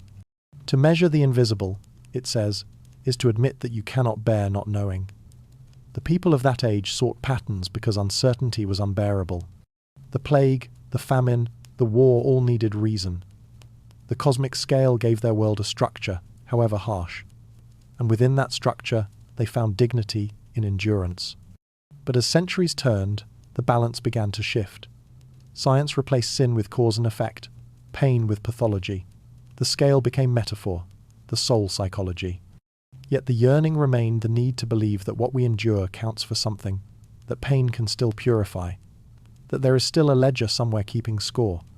The medieval world may be gone, but its arithmetic lingers quietly in us, in the way we seek redemption through struggle, meaning through hardship. The candle in the monastery burns lower. A monk traces his finger across a brass scale on the altar, its beam perfectly balanced, its pans empty. He closes his eyes and whispers a prayer that is neither for forgiveness nor for certainty, but for peace, the peace of being unmeasured, unjudged, unseen. The wind sighs through the chapel windows like a breath released at last. The story will not end here, for if pain was the language of purification, then confession was its echo, the act that turned suffering into narrative, guilt into salvation. The next chapter will follow that transformation, how words became instruments of cleansing, and how the invisible weights of the soul were carried forward, reshaped, and reborn. When redemption is for sale, who can afford to be forgiven? The candlelight trembles over parchment and gold. In cathedrals across Europe, salvation has acquired a price tag. The faithful kneel, their coins glinting in trembling hands, their prayers whispered not just to heaven but to the priests who stand as its gatekeepers. The promise is simple, almost comforting. Sin may be eternal, but its punishment need not be. For the right, offering a relic, a pilgrimage, a coin dropped into the coffer, the balance of the soul could be adjusted. The invisible scale of eternity could, for the first time, be negotiated. This was the great invention of the medieval church, the monetization of mercy. What had once been the private dialogue between sinner and God became a transaction, precise as any market. Guilt became a commodity, traded openly in squares and sanctuaries alike. Penance was no longer measured in tears or fasting alone, but in silver and gold. The rich could buy indulgence, the poor could only hope that their suffering was enough. The priests called it grace, the people called it hope, and for a time, it worked. Pilgrims travelled by the thousands to shrines that promised remission of sin. They walked barefoot across countries, slept in barns, endured hunger and disease not to escape pain but to give it meaning. Yet at the end of every road stood a priest with a chest of relics and a ledger of names. The act of devotion became entwined with commerce. A donation could shorten one's stay in purgatory. A larger one might save a soul entirely. Faith, once invisible, now had a receipt. Relics became the most sacred currency of all. A splinter of the true cross, a thread from the Virgin's veil, a vial of a saint's blood, each carried its own exchange rate in the divine economy. Towns competed for relics, the way kingdoms competed for borders. A cathedral with a holy fragment drew pilgrims like merchants to a fair. Inns and markets flourished around sanctuaries, selling bread, candles, tokens, and indulgence certificates. Salvation, once whispered in confession, now echoed through marketplaces. The air of holiness mingled with the smell of roasting meat and melting wax. The church defended the practice with eloquence. Mercy must be visible, they said. Forgiveness must have form. They called indulgences the proof of God's generosity, the idea that grace could reach even those who could not endure lifelong penance. A man who could not fast could still give. A woman too frail to walk could still donate. And so the system grew, clothed in the language of compassion but built upon the quiet hum of coin. The narrator's tone softens, not in scorn but in sorrow. They did not mean to cheapen faith, it says, only to organize it. The church, overwhelmed by the tide of guilt that poured into its doors, sought order. What began as mercy became bureaucracy. Sins were classified, priced, and catalogued. There were indulgences for fasting, for charity, for confession, for pilgrimage, even for war. A crusader who could not travel to Jerusalem could pay for another to take his place. Redemption outsourced, salvation subcontracted. But systems designed to ease fear soon began to feed on it. As indulgences multiplied, so did the anxiety they were meant to calm. The faithful no longer asked whether they were good, but whether they had paid enough. The church's coffers overflowed while its altars grew more ornate. Guilt became profitable, and the promise of forgiveness became a business model. Preachers thundered of purgatory's flames, then offered parchment reprieves signed in ink and sealed with wax. Those who hesitated were reminded that hesitation itself was sin. To question the cost of redemption was to risk eternal debt. The market for mercy reached even the poorest homes. A father sold his tools to buy indulgences for his dead wife. A widow pawned her wedding ring to free her husband's soul from torment. Monks travelled from village to village carrying boxes stamped with the papal seal, shouting, "As soon as the coin in the coffer rings, the soul from purgatory springs." The sound of faith became indistinguishable from commerce, the clink of coins replacing the silence of prayer. Yet within this strange economy, a moral unease began to grow. Some priests noticed at first the quiet corruption of purpose. One wrote in his diary, "If gold redeems the soul, then what of those who have none? Does heaven count their tears as less?" Another confessed in private that he no longer knew whether he was saving souls or selling comfort, but these doubts were whispered, never spoken aloud. To question the system was to question the church, and to question the church was to risk damnation. The narrator pauses, the tone turning reflective. They believed they were measuring mercy, it says, but what they truly measured was desperation. The faithful gave not from greed but from terror, the terror of eternal consequence, of a judgment that never slept. The system worked because it answered the deepest human need, the need to believe that everything, even salvation, could be made certain. Yet certainty has a price. The more precise the church became, the more it strayed from mystery. Salvation, once a vast and unknowable grace, was now administered through parchment and process. The divine had been domesticated, reduced to letters, seals, and coinage. The faithful could buy forgiveness as easily as bread, but what they received was not peace, only quiet anxiety. What if the payment wasn't enough? What if God's mercy could not be purchased after all? Some began to rebel, though not in open defiance. They simply stopped believing the numbers. Pilgrims returned home lighter in purse but heavier in heart. Monks who once preached indulgence began to preach silence instead. A few dared to speak of the old ways of faith that needed no receipt, of forgiveness that came from within. Their words spread in secret, carried by travellers, whispered in monasteries, copied into letters that no one dared to sign. The first cracks in the great machine of redemption appeared not through rebellion, but through exhaustion. The wealth of the church reached its zenith during this age of indulgence. Cathedrals soared higher, their spires gilded with the very gold of guilt. Yet beneath their beauty lay unease. The same people who built these wonders began to wonder for whom they were truly built. They prayed, they paid, they repented, Yet the fear of damnation remained. Forgiveness had become infinite debt, grace an endless installment plan. And still, the Church justified it with reason. Gold given to God is never lost, one bishop declared. It returns to the giver as salvation. The logic was perfect, circular, and unassailable.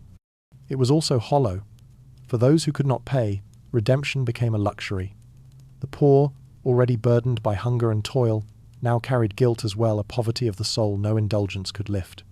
The divine scale had tilted irrevocably toward wealth. One legend tells of a beggar who stood outside a cathedral, listening as the priest inside promised instant forgiveness to donors. When the service ended, he entered and laid a single pebble on the altar. "I have nothing else," he said. The priest frowned but did not remove it. That night the cathedral caught fire. Only the altar remained untouched. The next morning they found the pebble still there, unblackened. Some said it was a miracle. Others said it was a warning that heaven keeps its own accounts. As centuries turned, the system that promised redemption began to fracture under its own weight.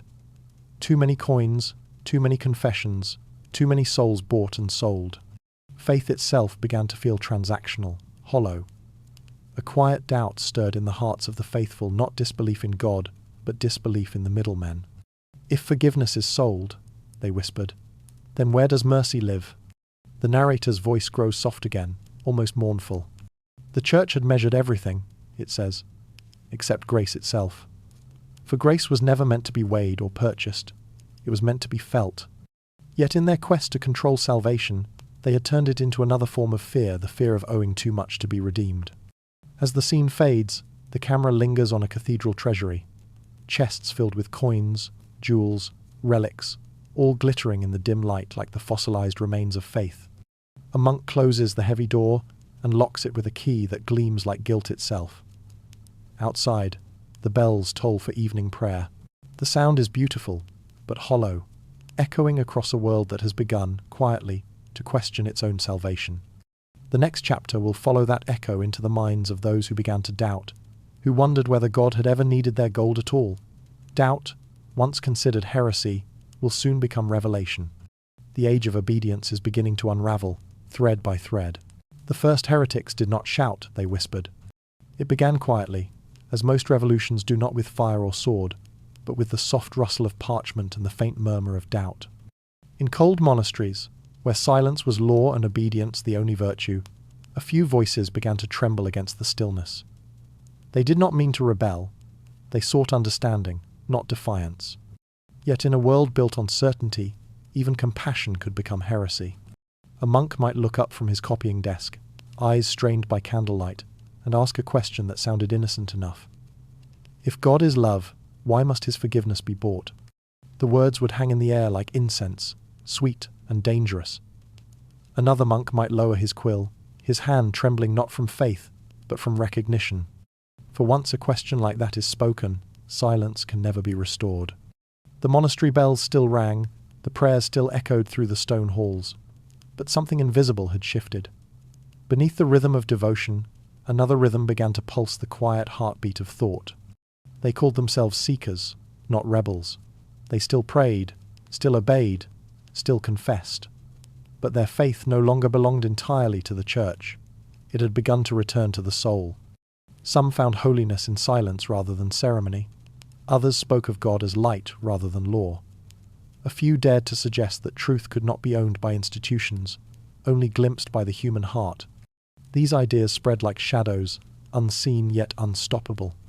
One of the earliest of these whisperers was a mystic nun from the Rhineland who wrote, "The soul is not saved by permission but by awakening." Her visions were filled with fire and tenderness. She spoke of a God who did not punish, but yearned. The Church allowed her writings at first, until her words began to draw crowds larger than sermons. Then the whispers began accusations of pride, of heresy, of stepping beyond her station. She was silenced, her manuscript seized. Yet fragments survived, carried secretly by pilgrims who remembered her gentleness. Elsewhere, in Italy, a friar walked barefoot through villages preaching that no man should mediate between another soul and God. He wore rags, ate little, and spoke softly, yet his words spread faster than sermons printed in gold. To the poor, he was a prophet. to the bishops, a threat. They said his humility mocked their splendor, his faith exposed their fear. He was brought before a tribunal and asked whether he denied the authority of the church. "I deny only that love has an owner," he replied. His ashes were scattered across the river that once reflected the towers of the monastery that condemned him. The narrator's voice remains calm, almost tender. They were not rebels, it says. They were believers who asked why love must bow. In this age of trembling faith, heresy was not born of hatred but of heartbreak. The seekers could not bear the distance between what they were told and what they felt. They did not wish to destroy the church, only to remind it of its forgotten soul. Yet every whisper that sought to humanize faith threatened the machinery that profited from fear.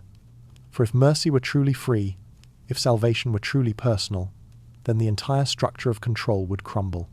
Their ideas spread in secret gatherings, monks meeting under the pretense of prayer, scholars exchanging letters coded in allegory, wanderers preaching in taverns under assumed names. They spoke of a simpler gospel, of a God who lived not in cathedrals but in the quiet of conscience. They said that truth could not be bought, that holiness could not be owned. And though few dared to write these things openly, they found ways to hide them in hymns, in parables, in paintings where saints looked suspiciously human. The church noticed. It always noticed. At first it tried to absorb these voices, to baptize their fire into doctrine. But doubt, once born, resists translation. It glows faintly even in silence, burning through every disguise. And so the machinery of faith turned again toward punishment. The inquisitors returned, but their task was harder now. These new heretics were not witches or rebels or pagans. They were believers, sometimes priests themselves who loved God too much to fear him. One inquisitor's letter survives from that time. In it, he writes with unease. They speak softly and with tears. Their faith seems sincere, yet it pulls at the roots of ours. They do not deny Christ. They simply see him too closely. He describes his own confusion, how their calmness unsettled him more than any curse or blasphemy. If they are wrong, he writes, they are wrong with too much grace. The narrator lingers on this irony, how every age of faith eventually fears its own devotion. The heretics of that time did not reject God. They rejected the idea that fear was the only path to him. To the church that was intolerable, for a faith built on fear cannot survive compassion without breaking. So the whisperers were exiled, imprisoned, erased. Their writings were burned, their graves unmarked. Yet their words endured, hidden in margins, passed from teacher to student, monk to novice, heart to heart. In time, their ideas would reappear, reshaped and renamed in reformers, philosophers, poets. But for centuries they survived only as murmurs, small and persistent as prayer. The narrator's tone grows quieter still.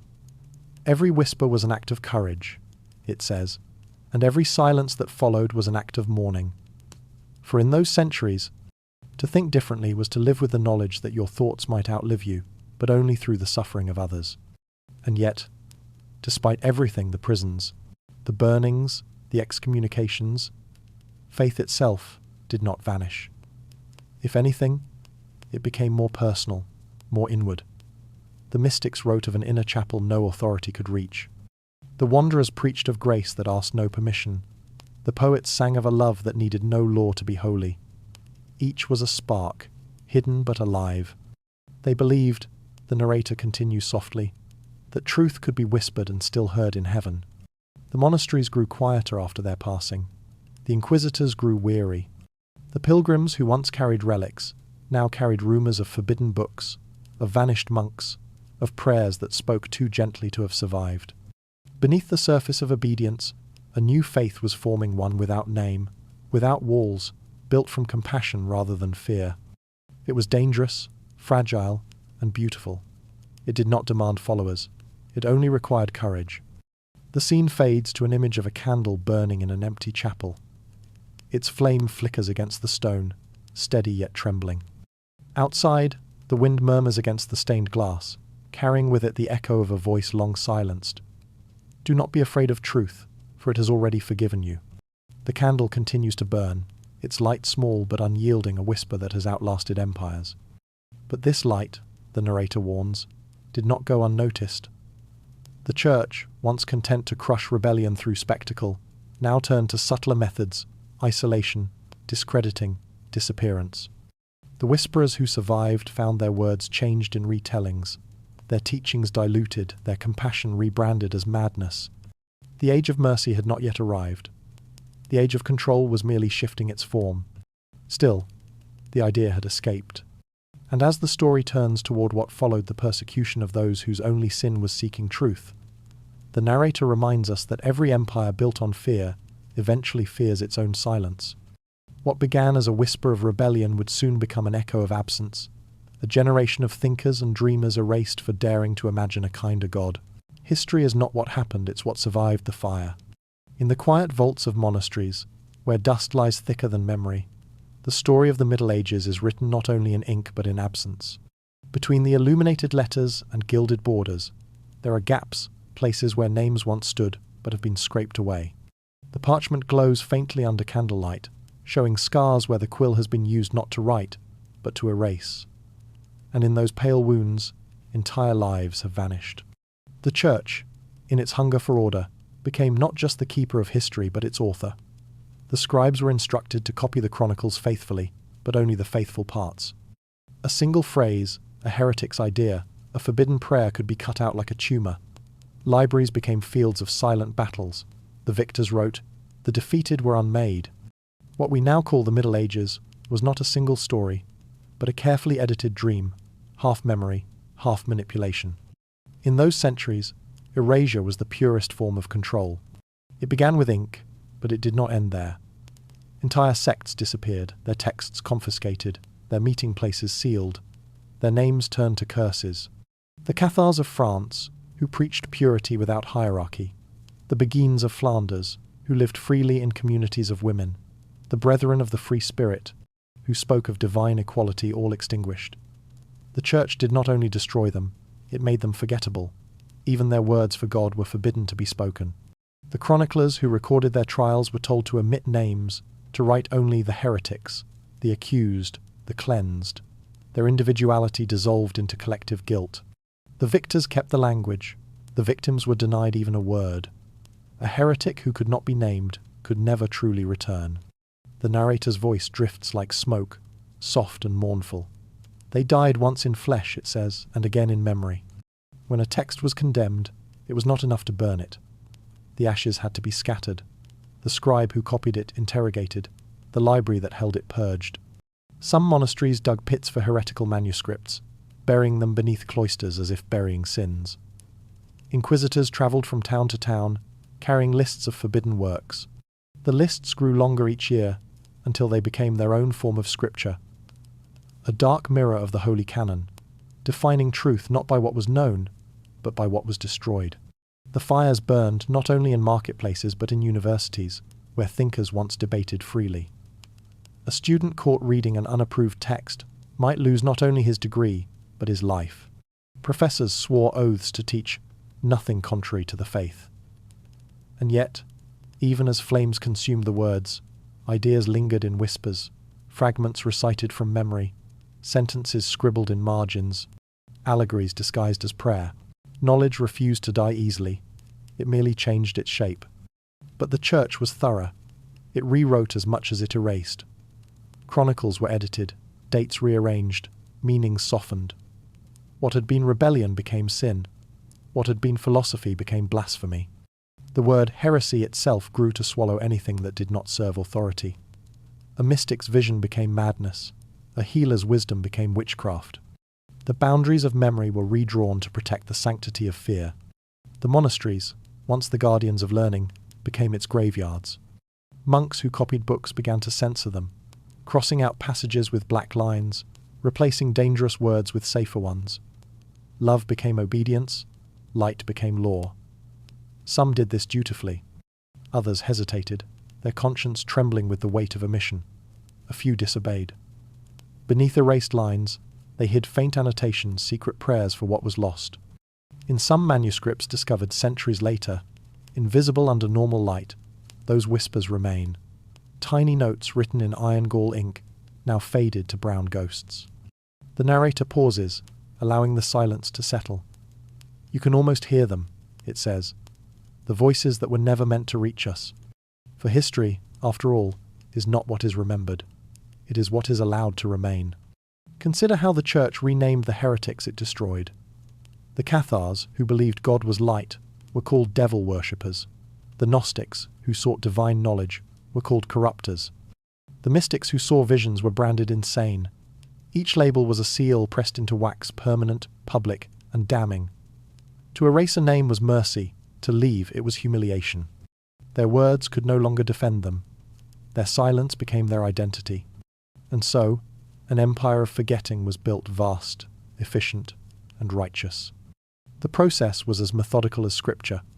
A decree would be issued, condemning a text. Copies were collected and burned. Those who quoted it were summoned. Those who defended it vanished. Then the record of their disappearance would itself disappear, leaving only faint contradictions in later chronicles. In time, the absence became indistinguishable from truth. The fires consumed more than parchment. They consumed memory itself. A child might grow up hearing rumors of a village that once followed strange beliefs, only to find no mention of it in the archives. A priest might stumble upon a half-burned page that made more sense than the sermon he preached. A scholar might dream of a book that no longer existed, and wake in tears. The erasures left ghosts, not only in libraries, but in minds. Even nature became accomplice to forgetting. Vines grew over ruins, rivers carried away ashes, dust settled on cracked reliquaries. The physical world conspired with time to hide what the Church had chosen to deny. Yet there were moments fleeting, tender, when the past seemed to resist. In dim chapels, fragments of forbidden hymns were sometimes heard in the chants of the faithful. A single line, a melody, a rhythm survived like a pulse beneath centuries of silence. The narrator's voice lowers, almost to a whisper. Erasure is never perfect, it says. What is buried learns to breathe through the cracks. Indeed, even as libraries burned, some scribes defied the command to destroy.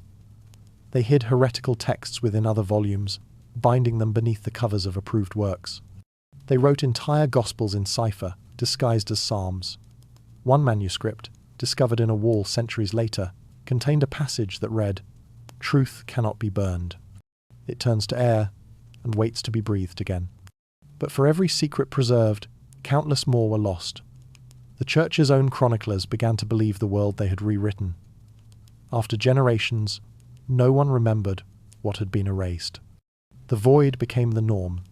The rewritten world hardened into history, and history, sanctified by repetition, became unquestionable. To imagine what was lost is to feel the ache of language itself. Philosophies that might have changed the course of thought, songs that once comforted the condemned, visions that might have made faith gentler, all reduced to smoke. The medieval world, so rich in contradiction, narrowed itself into one single voice, infallible, absolute, unchallenged. The silence that followed was not peace, but exhaustion. The narrator's tone turns reflective, heavy with melancholy. Perhaps, it says, they believed that by erasing the dangerous, they were preserving the divine. The irony is unbearable that the desire to protect truth led to its destruction. That fear of error silenced the very voices that might have healed it. The fires meant to cleanse, instead hollowed out the soul of faith, leaving behind only obedience and the echo of loss. And yet, even in erasure, something survived the longing itself. Humanity's hunger for truth, its refusal to remain silent, endured like an ember hidden beneath ash. The whisperers of the last chapter may have vanished, but the questions they asked could not be unasked. Somewhere, in the margins of surviving books, their words waited for rediscovery, their heresies ready to be reborn as revelations. The camera lingers on an image of a burned manuscript, its edges blackened, its center miraculously intact. A single sentence remains legible amid the ruin. Light remembers. The narrator's voice follows, gentle as breath. And it does, it says. Every truth erased leaves behind its outline, waiting for someone brave enough to trace it again. The fires fade, the ashes cool, the world grows quiet. But the silence that follows is not final. It is a pause, an intake of breath before renewal. The next chapter will follow that breath, the slow reawakening of conscience, the fragile rebirth of thought in a world that has nearly forgotten how to question. Because what history erases, the human spirit remembers patiently, painfully, forever. Even those who judged could not escape their own verdict. They stood above the condemned, but never truly apart from them. Beneath the robes, behind the seals and scrolls, they were only men, frightened, devout, and uncertain. The judges of the Middle Ages believed themselves to be the hand of divine order. They sat in high chairs carved with crosses and lions, symbols of purity and power. Yet the weight of their office was not holiness. It was doubt. They ruled because they were told God had chosen them to. But every sentence they passed brought them closer to the same invisible reckoning they claimed to serve. In the beginning, it was easy to believe. The rituals of judgment gave structure to fear. The accused knelt, the witnesses spoke, the laws were read aloud. Every verdict was sealed with prayer. The judge's words echoed through the chamber like scripture, for the salvation of your soul. The formula sounded merciful, but each repetition hollowed it further. Some began to feel the emptiness beneath the ritual, the moment of silence after the gavel fell, when the accused looked up with human eyes, and the pretense of divine certainty cracked. They had been told that justice purified the world, but the world remained dark. Over time, that darkness began to seep into them. The first signs were small: sleepless nights, trembling hands during confession, the sudden chill that came when hearing their own judgments repeated in sermons. The church praised them as defenders of truth, yet some judges began to wonder whose truth they served. For every heretic condemned, another question arose, and questions, in that age, were dangerous even for the powerful. A few tried to write their unease into the margins of their ledgers. In one record from Aragon, a judge adds a line not meant to be read aloud: "I pray this soul was guilty. If not, may God weigh my own in its place." Another, in Florence, wrote before his death that he had condemned 27 innocents and believed myself righteous each time. His confession was found years later, hidden beneath the lining of a leather-bound Bible. Even in repentance, he sought the safety of secrecy. The narrator's tone softens not to absolve but to understand. They believed they were protecting the soul of the world, it says, but in doing so, they wounded their own. Judgment, for them, became a slow kind of possession. To see evil everywhere was to invite it inward. The constant exposure to guilt, to pain, to pleading faces, it left something behind, like ash that clings no matter how often one washes. They began to dream of the condemned. Some claimed to see their faces in the crowd at Mass, to hear their voices in the wind. A few believed these were demons come to tempt them. Others suspected they were memories that refused to be erased. The monasteries kept silent about such visions. A judge who doubted could not be trusted, and doubt spread quickly. Yet the records tell us that more than one inquisitor sought confession before his death, not for lust or greed or heresy, but for obedience. "Forgive me, Father," one wrote, "for I believed the law more than mercy." Even those who did not repent carried their unease like a hidden wound. They prayed longer, built larger churches, donated gold to the poor as if to balance the scales. But no act could erase the image of those they had condemned. The weight of their decisions lingered long after the ink dried. When they closed their eyes, they saw the same rooms, the same fires, the same faces looking up through the smoke. They had believed themselves instruments of God, but the sound they made was grief. The narrator's voice grows quieter, as though afraid to disturb the dead. There is a kind of guilt that outlives reason, it says, the guilt of those who were certain. Some tried to rationalize their actions through doctrine. They said that justice demanded sacrifice, that the innocent who suffered did so for the purification of all. It was a comforting thought, a theology of necessity. But when death came, theology faltered. On their deathbeds, their prayers grew simpler. They no longer asked for heaven, only for peace. Many died whispering the same words they once condemned others for saying, "I did not know." Their confessions, though rare, reveal a terrible intimacy between victim and judge. Both had been prisoners of the same illusion, the belief that truth could be forced, that purity could be proven through pain. The difference was only that the judge lived long enough to regret it. One story, preserved in a minor chronicle, tells of an inquisitor in France who, after years of sentencing heretics, suddenly refused to continue. He declared that no man could know another's soul and resigned his post. Within weeks, he was accused of heresy himself. He fled into the mountains and disappeared. Some said he died there. others that he became a hermit known only as the Silent Brother. Centuries later, pilgrims claimed to find prayers carved into the rocks where he lived. One of them read, "The fire judges no one. It only reveals what was already burning." Such moments are rare, but they reveal the cracks in certainty, the fragile humanity beneath robes and titles. For even the most devout judge could not entirely silence conscience. The voice of guilt is quiet, but it does not fade. It waits sometimes for years, sometimes for centuries to be acknowledged. And when it finally is, it sounds less like accusation and more like truth returning home. The narrator lingers on the image of an old man kneeling in a chapel at dawn, alone. The stained glass above him glows red with the rising sun, but to him it feels like fire. He whispers the names of those he condemned, one by one, hoping that in remembering them he might undo what was done. There is no reply, only the echo of his own voice. Yet in that echo there is something like grace, because guilt, when it is finally faced, becomes its own form of absolution. The Church never canonized such men. Their doubts were inconvenient, their confessions uncomfortable. Yet in their hidden remorse lies a different kind of holiness, one born not of victory, but of recognition. They remind us that even the architects of cruelty were human, trapped by belief, undone by conscience. And perhaps that is the deepest tragedy of all. Not that they were evil, but that they believed they were good. The narrator's voice lowers to a whisper. They judged the world, it says. And in the end, it was the world that judged them. As time passed, the machinery of punishment began to rust.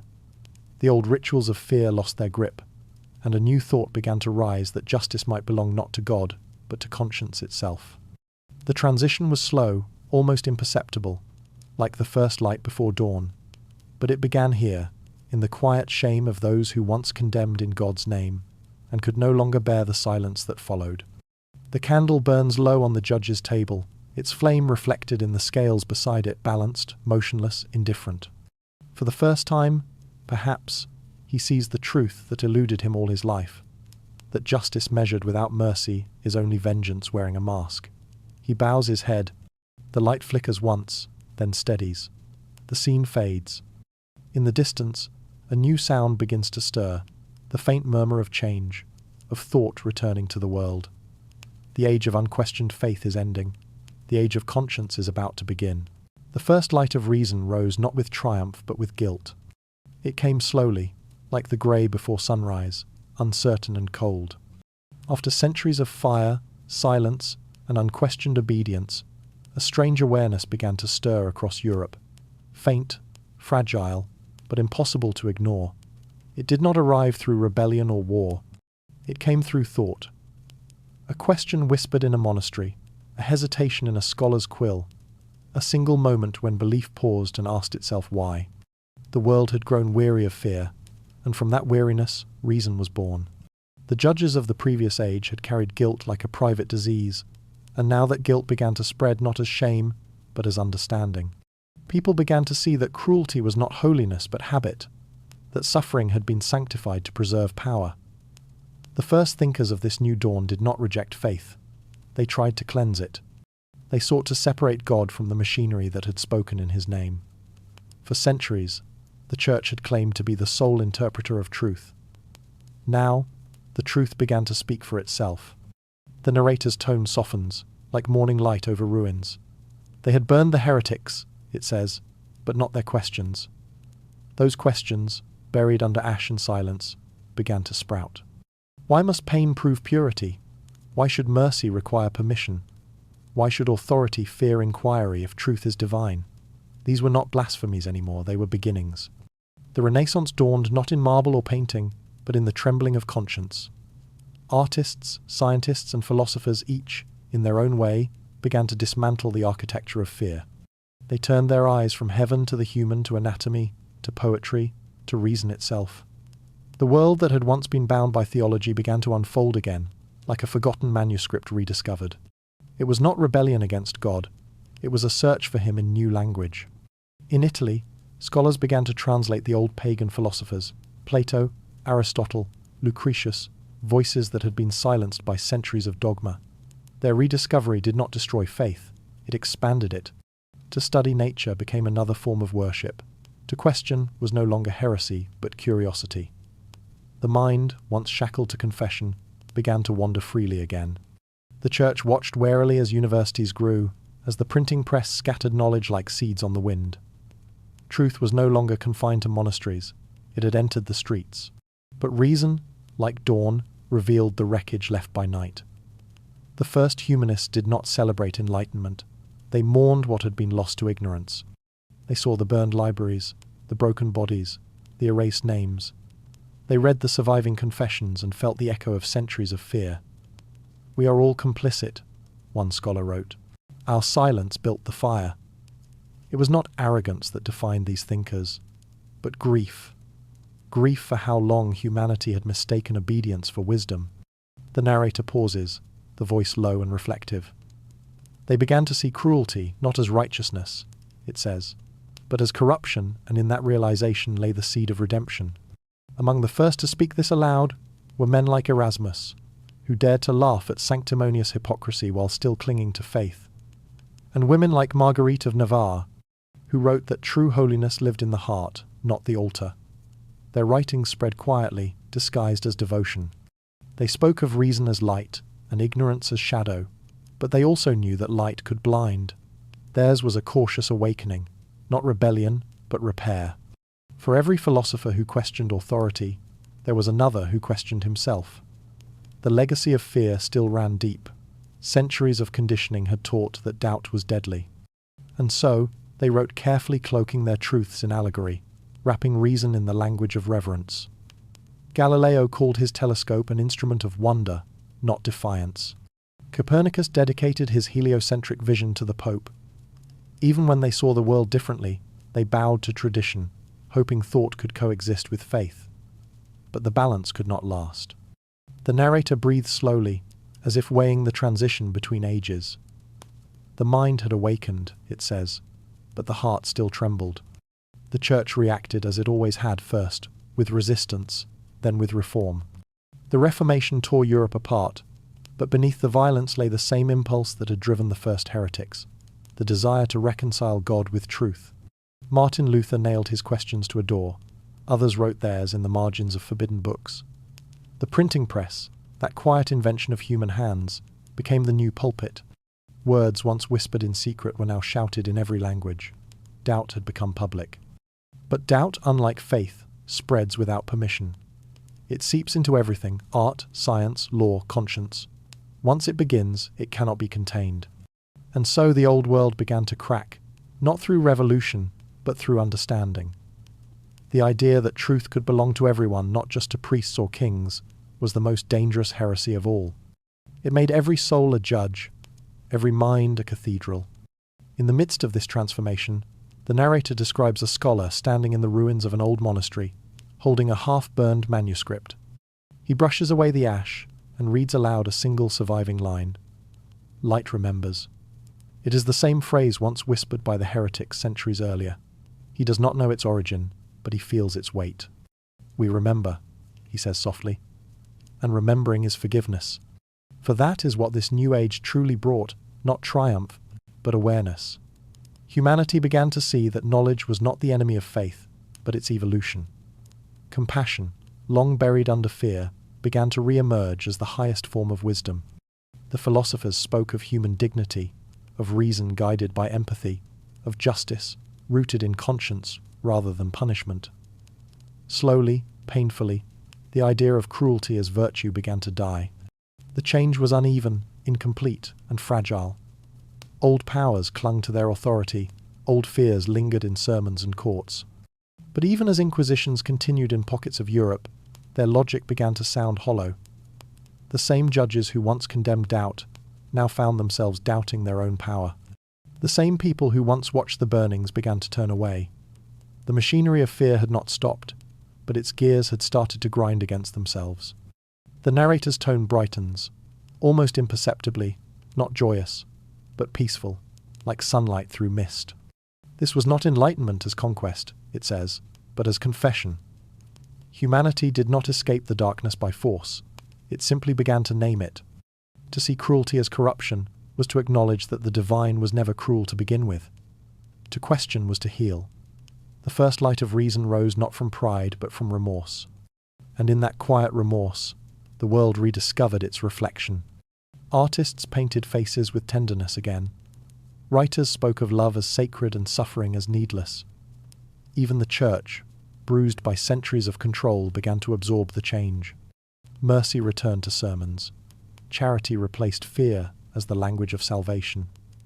It was not revolution that saved humanity, it was recognition.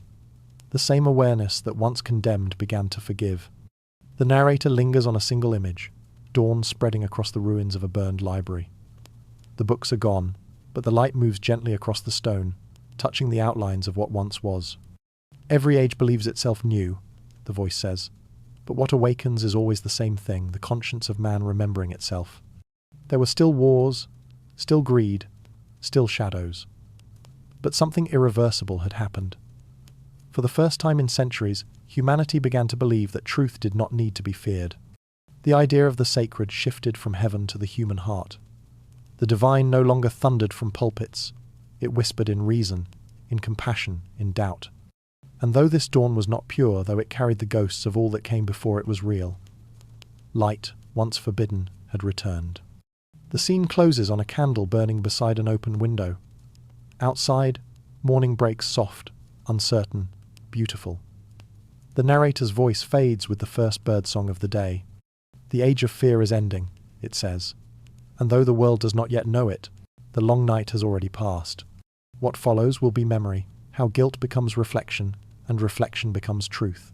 The next chapter will turn its gaze to us, the heirs of both cruelty and compassion, still learning what it means to remember without repeating.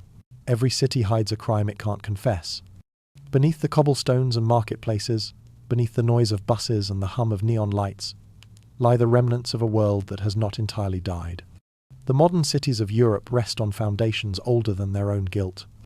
Under streets where lovers walk and tourists take photographs, the earth keeps its secrets: bones, chains, shards of glass, fragments of altars. The past, buried and paved over, still breathes. Every step we take resounds faintly through chambers once filled with prayer, judgment, and fear.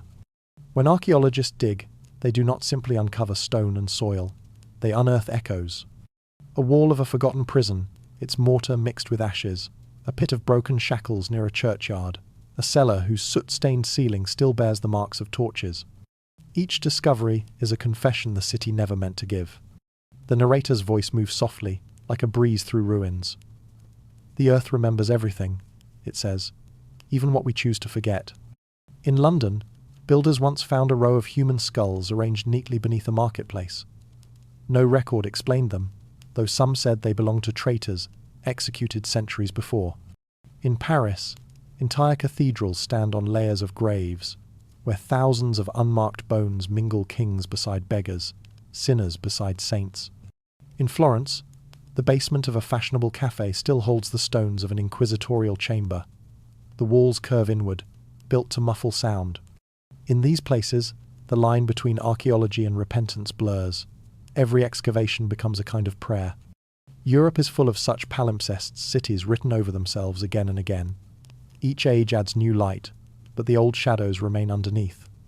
A sewer tunnel once served as a medieval execution trench. A subway line cuts through the ground, where a monastery burned its heretics. A museum floor gleams over what was once a burial pit. The living walk unknowingly above the condemned, their daily footsteps polishing the silence smooth. And yet, sometimes, the silence speaks. Workers rebuilding a foundation find iron rings in the wall, their purpose obvious and unbearable. Tourists photographing ruins notice faint scorch marks on a chapel door, the ghosts of torches pressed into oak. Priests still bless cellars before renovation, just in case. The cities know what they're standing on. They just prefer not to say it aloud. The narrator lingers over the image of a dig site at dawn. The archaeologists kneel with brushes, dusting away centuries of forgetting. One holds up a small object, a nail, blackened but intact. Around it, the soil still carries traces of bone. A crucifixion nail, someone whispers, half in awe, half in discomfort. They record it, photograph it, store it carefully. But later, when no one is watching, one of them lights a candle beside the trench. The ritual continues, even in the age of reason. For beneath the scientific curiosity lies something deeper, an unease, a quiet recognition. These are not just artifacts, they are witnesses. Every dungeon and chapel ruin is a reminder that the human need to punish and the human need to forgive and share the same soil. The medieval city lived on that tension, so does ours. The voice softens further, almost compassionate. We built over their bones, it says, but not over their choices. Some sites are sanitized for visitors, museums with clean glass cases, softly lit exhibits, plaques that speak in the past tense. This is where justice was done. Yet the air inside such rooms feels heavier, as though language itself refuses to absolve. The relics an executioner's sword, a judge's seal, a fragment of rope still radiate the energy of what they were made for. People stare at them in silence, unsure whether to feel fascination or shame. Children tug at their parents' sleeves, asking, "Was it true?" The adults nod, unable to explain why the truth feels so close.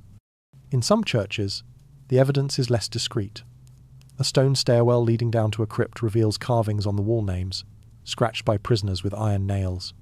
Some of the letters remain unfinished, cut off abruptly. The guide speaks softly. They were kept here before judgment. But the tourists barely listen. The carvings speak more clearly than any guide could. Each name is a fragment of breath, an attempt to remain alive in a world that measured truth by confession and mercy by silence. The cities themselves have learned to live with their buried memories. Venice, with its drowned prisons and salt-eaten walls.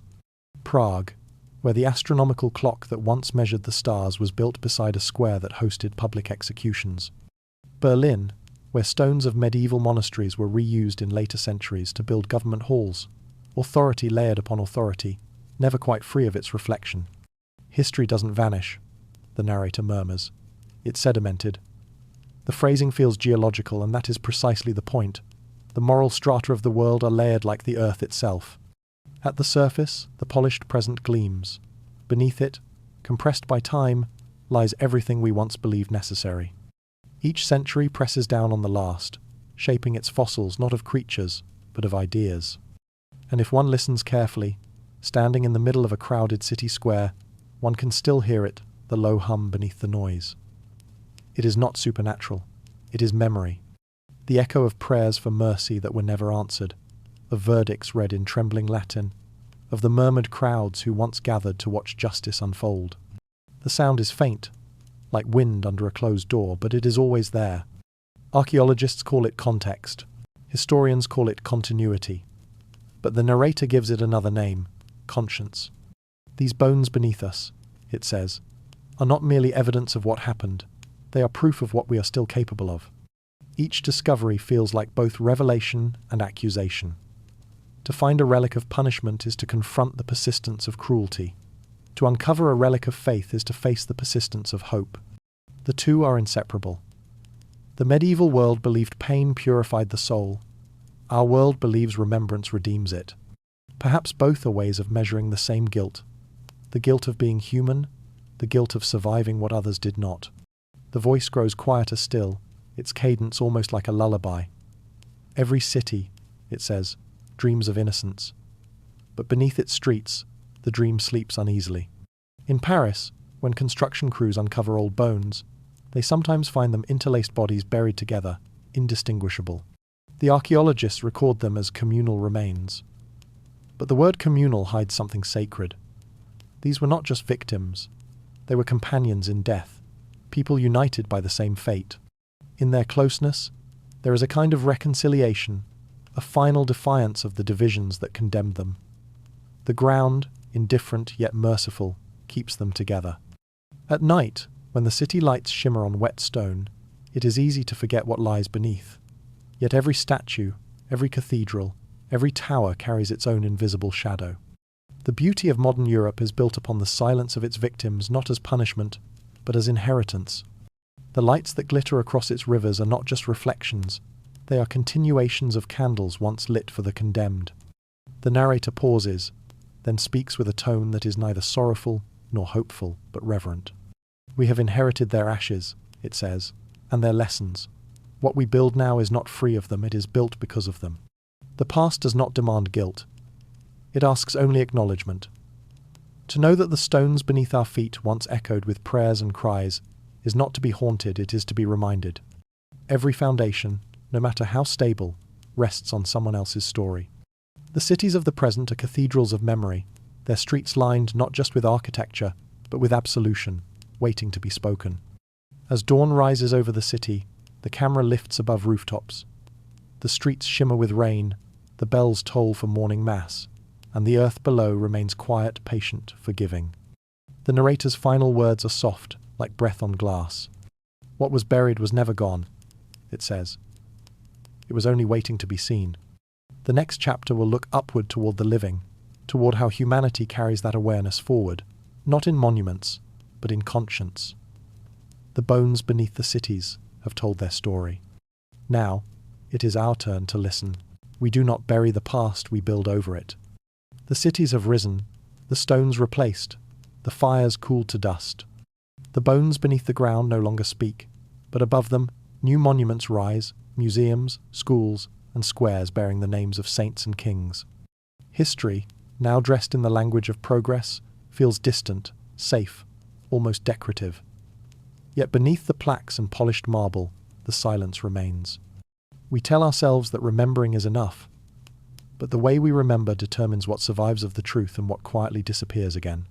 The narrator's voice moves softly, like dust settling on a display case. Time does not heal, it says. It edits. We have learned to curate our guilt. In museums, the artifacts of cruelty are placed behind glass, their violence neatly captioned. Chains, manacles, instruments of torture, they gleam under the lights, harmless now, almost beautiful. Schoolchildren press their faces to the glass, wide-eyed, while guides speak of another time, as though time itself were guilty instead of people. The past becomes a spectacle of distance. The horror is admired, not felt. We mistake explanation for understanding. In textbooks, the words are measured, the tone polite. Justice was harsh by modern standards, they say. Punishment reflected the beliefs of the era.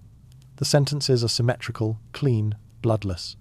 The victims have no names, the cries no echo.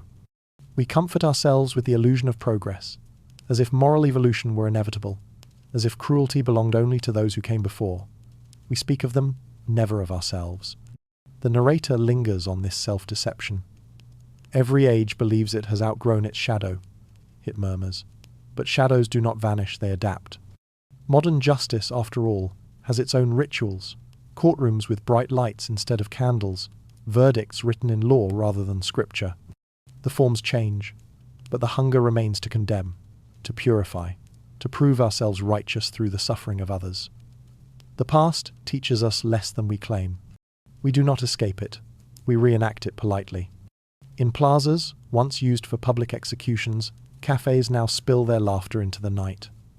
Tourists sit where the condemned once knelt, sipping wine beside the same walls that absorbed centuries of prayers for mercy. Few know, fewer care. A small plaque may stand nearby, a token of remembrance, politely ignored. The city breathes around it, indifferent, alive. It is easier to build over pain than to face it. But forgetting has its own gravity, a slow, invisible pull. The more we ignore the weight of the past, the heavier it becomes beneath us. The earth beneath our feet does not forgive so easily. Rainwater still runs red through certain cracks after storms. Old wood still smells faintly of smoke. And in dreams, the old patterns return judgment, silence, guilt, all wearing new faces. The narrator's tone is calm but edged with quiet sorrow. We think remembering absolves us, it says. But remembrance without reflection is just another form of denial. Our museums show the instruments of pain, but not the reasoning that made them holy. Our schools teach the names of reformers, but not the centuries of silence that required their courage. Our documentaries replay the cruelty, but not the complicity. Memory, when it becomes performance, comforts the living more than it honors the dead. There is a difference between history and conscience. History records. Conscience listens. The most dangerous forgetting is not erasure, but simplification, when stories are softened until they no longer disturb. The Inquisitor becomes a man of his time. The The heretic becomes a tragic figure. The execution becomes a lesson in faith. In such retellings, cruelty becomes context, and guilt dissolves into understanding. But understanding without accountability is only another form of indulgence.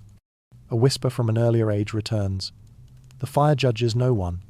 It only reveals what was already burning. The narrator pauses, letting the words linger. If that is true, it continues softly, then perhaps what burns now is not ignorance, but convenience. Even our attempts at remembrance can betray us. We light candles on anniversaries, unveil memorials, publish new books, but these gestures often soothe rather than awaken. The rituals of mourning become routine. Each generation inherits guilt and polishes it into heritage, something to be admired, not interrogated. We celebrate our progress, yet we fear what true remembering might demand, for to remember honestly is to change. In some small villages, older traditions persist, private ones, humble and unspoken. On certain nights, candles are left at wells or crossroads, where executions once took place. No plaques, no speeches, only light trembling in the dark. The people do not call it ceremony, they call it precaution, a way to keep the peace between the living and the forgotten. In those moments, remembering feels less like history and more like confession. The air is still, the night deep, and the line between past and present almost invisible. They are still here, the villagers whisper, and so are we. The narrator's voice turns reflective, almost tender. Perhaps that is all remembrance ever was, it says, a conversation with the dead that keeps us from repeating their silence. But cities larger, louder, prouder, rarely allow such intimacy. Their memorials are built from stone, not humility. They are designed to last, not to listen. We inscribe the names of victims on walls, but rarely ask what made us need those walls in the first place. The act of memorializing becomes a substitute for moral repair. We build monuments, as if the weight of remembering could be transferred to architecture, but stone does not repent. Even when the truth is rediscovered, a mass grave beneath a church, a forgotten archive of trials, the reaction is brief, theatrical. News cycles flare, officials promise reflection, committees are formed, and then, quietly, the story fades again. The excavation is sealed, the site becomes another exhibit. The bones are returned to silence, this time with documentation. We remember, the voice says gently, just long enough to prove we did. And yet, somewhere within that pattern, a deeper awareness persists. It may be faint, but it endures the knowledge that forgetting is not freedom, but complicity. The generations that follow inherit not only the world's beauty, but its ghosts. We are shaped as much by what we suppress as by what we celebrate. The past, buried yet unfinished, continues to move through us, like a pulse under the skin. The narrator's tone lowers, becoming intimate. To remember, it whispers, is to accept that the story never truly ends. In every age, there comes a reckoning, subtle, quiet, but inescapable. A document rediscovered, a monument questioned, a truth that refuses to stay hidden. Each time, humanity faces the same choice, to polish the past or to confront it, to rewrite it into comfort or to let it wound us into wisdom. The camera lingers on an image of an old museum hallway at night. The lights are off, the exhibits sleep beneath glass, their labels glowing faintly in the emergency light. The air hums with stillness. Somewhere, a drip echoes slow, rhythmic, like the ticking of time. The narrator speaks one last time in a voice as gentle as resignation. We cannot atone by display, it says, only by understanding what we are still capable of becoming. As dawn breaks outside, the glass reflects not the artifacts but the visitor's own face. The past and present look at one another, quietly. There is no accusation, only recognition. The silence feels heavy, but also sacred. Because to remember is not merely to look back, it is to feel the weight of what remains unresolved. The screen fades to black, leaving the echo of a final line. The past does not ask for forgiveness, the voice says. It asks not to be forgotten. The next and final chapter will turn inward, a meditation on justice itself. What it means in a world that still struggles to listen to its own truth. The age has changed, but the confessions never stopped. The world has traded torches for screens, parchments for pixels, tribunals for headlines. Yet beneath the surface, the rhythm remains the same. Judgment, that ancient heartbeat of civilization, still echoes through us, softer perhaps, but no less relentless. The medieval Hall of Justice has become the modern court, the digital forum, the invisible theatre of public opinion. We no longer burn bodies, but we still burn reputations. We no longer fear God's silence, we fear each other's. The narrator's voice is calm, almost tender, yet it carries the quiet ache of recognition. The Middle Ages never ended, it says. They only changed their clothes. Fear, once dressed in robes of holiness, now wears the language of morality, politics, and law. It speaks not in Latin, but in slogans. It no longer demands confession through torture, it demands it through exposure. The platforms have changed, but the pattern has not. The accused stand before a crowd, the verdict delivered before the evidence, the sentence pronounced before the truth. The rituals of righteousness survive because they feed an ancient hunger to believe that guilt can be transferred, that purity can be proven through punishment. It is easy to believe we have outgrown superstition, that reason freed us from the darkness. Yet every generation invents its own inquisitions. They may not be sanctioned by the church, but they still serve the same purpose: to define belonging by exclusion, to cleanse the community through condemnation. The medieval judge believed he was defending heaven. The modern one believes he is defending progress. Both mistake certainty for wisdom. Both stand beneath the same invisible cross. The narrator walks the listener gently through the centuries, connecting the old chambers of judgment to the new ones. The monastery becomes the newsroom. The scaffold becomes the screen. The crowd's chants are now comments, their stones replaced by words sharper than iron. We have become our own inquisitors, each armed with an opinion, each certain of our virtue. The language of sin has changed, the voice observes, but the tone of fear remains the same. In every age, someone must bear the burden of guilt. In the Middle Ages, it was the heretic, the witch, the unbeliever. Today, it is the dissenter, the outcast, the one whose truth disturbs our comfort. We have refined the spectacle, made it quieter, cleaner, yet its essence endures. The desire to watch others fall is as old as the first sermon on righteousness. It soothes us to believe that evil has a face, and that face is not our own.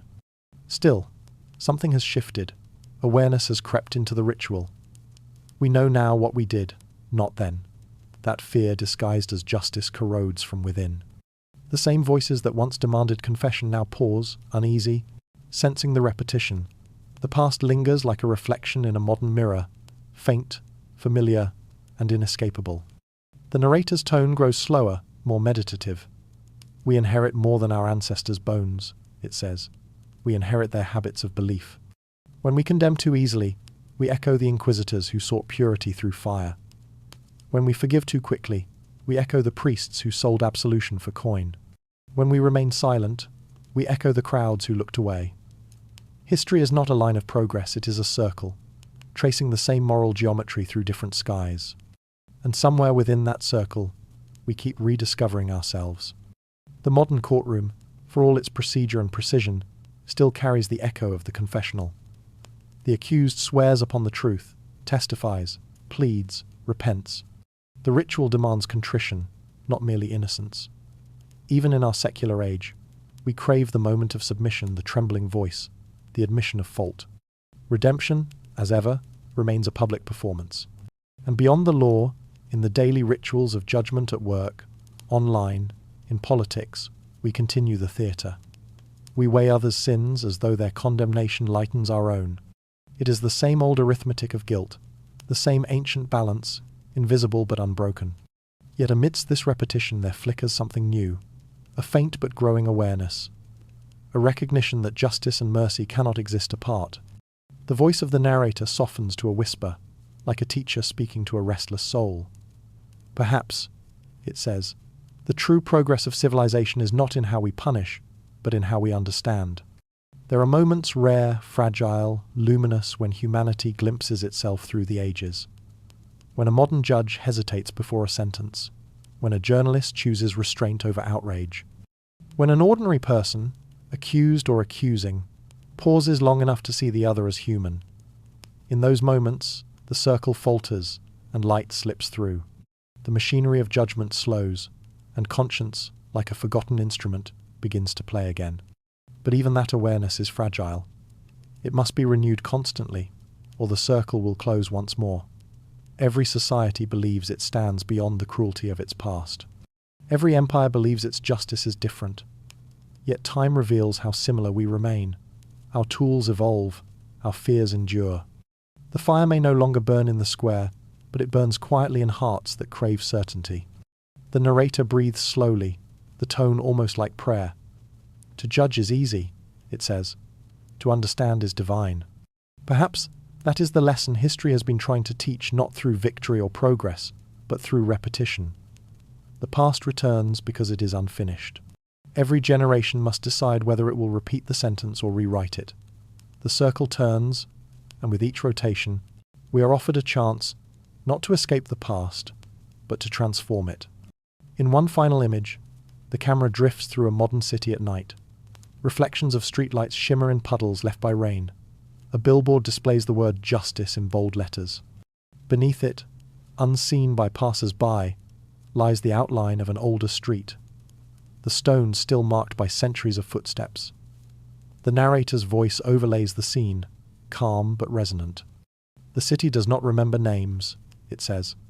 It remembers patterns. And as the lights flicker in the windows above, the voice continues. We still confess not to priests, but to strangers. We still seek absolution not through prayer, but through validation. The rituals remain, only the altars have changed. The tone now shifts toward reflection, preparing the listener for the final meditation. If the Middle Ages were an age of belief, it says, then ours is an age of consequence. We know too much to claim innocence, and too little to claim wisdom.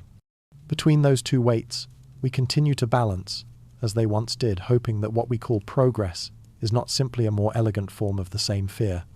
The circle, it seems, does not end.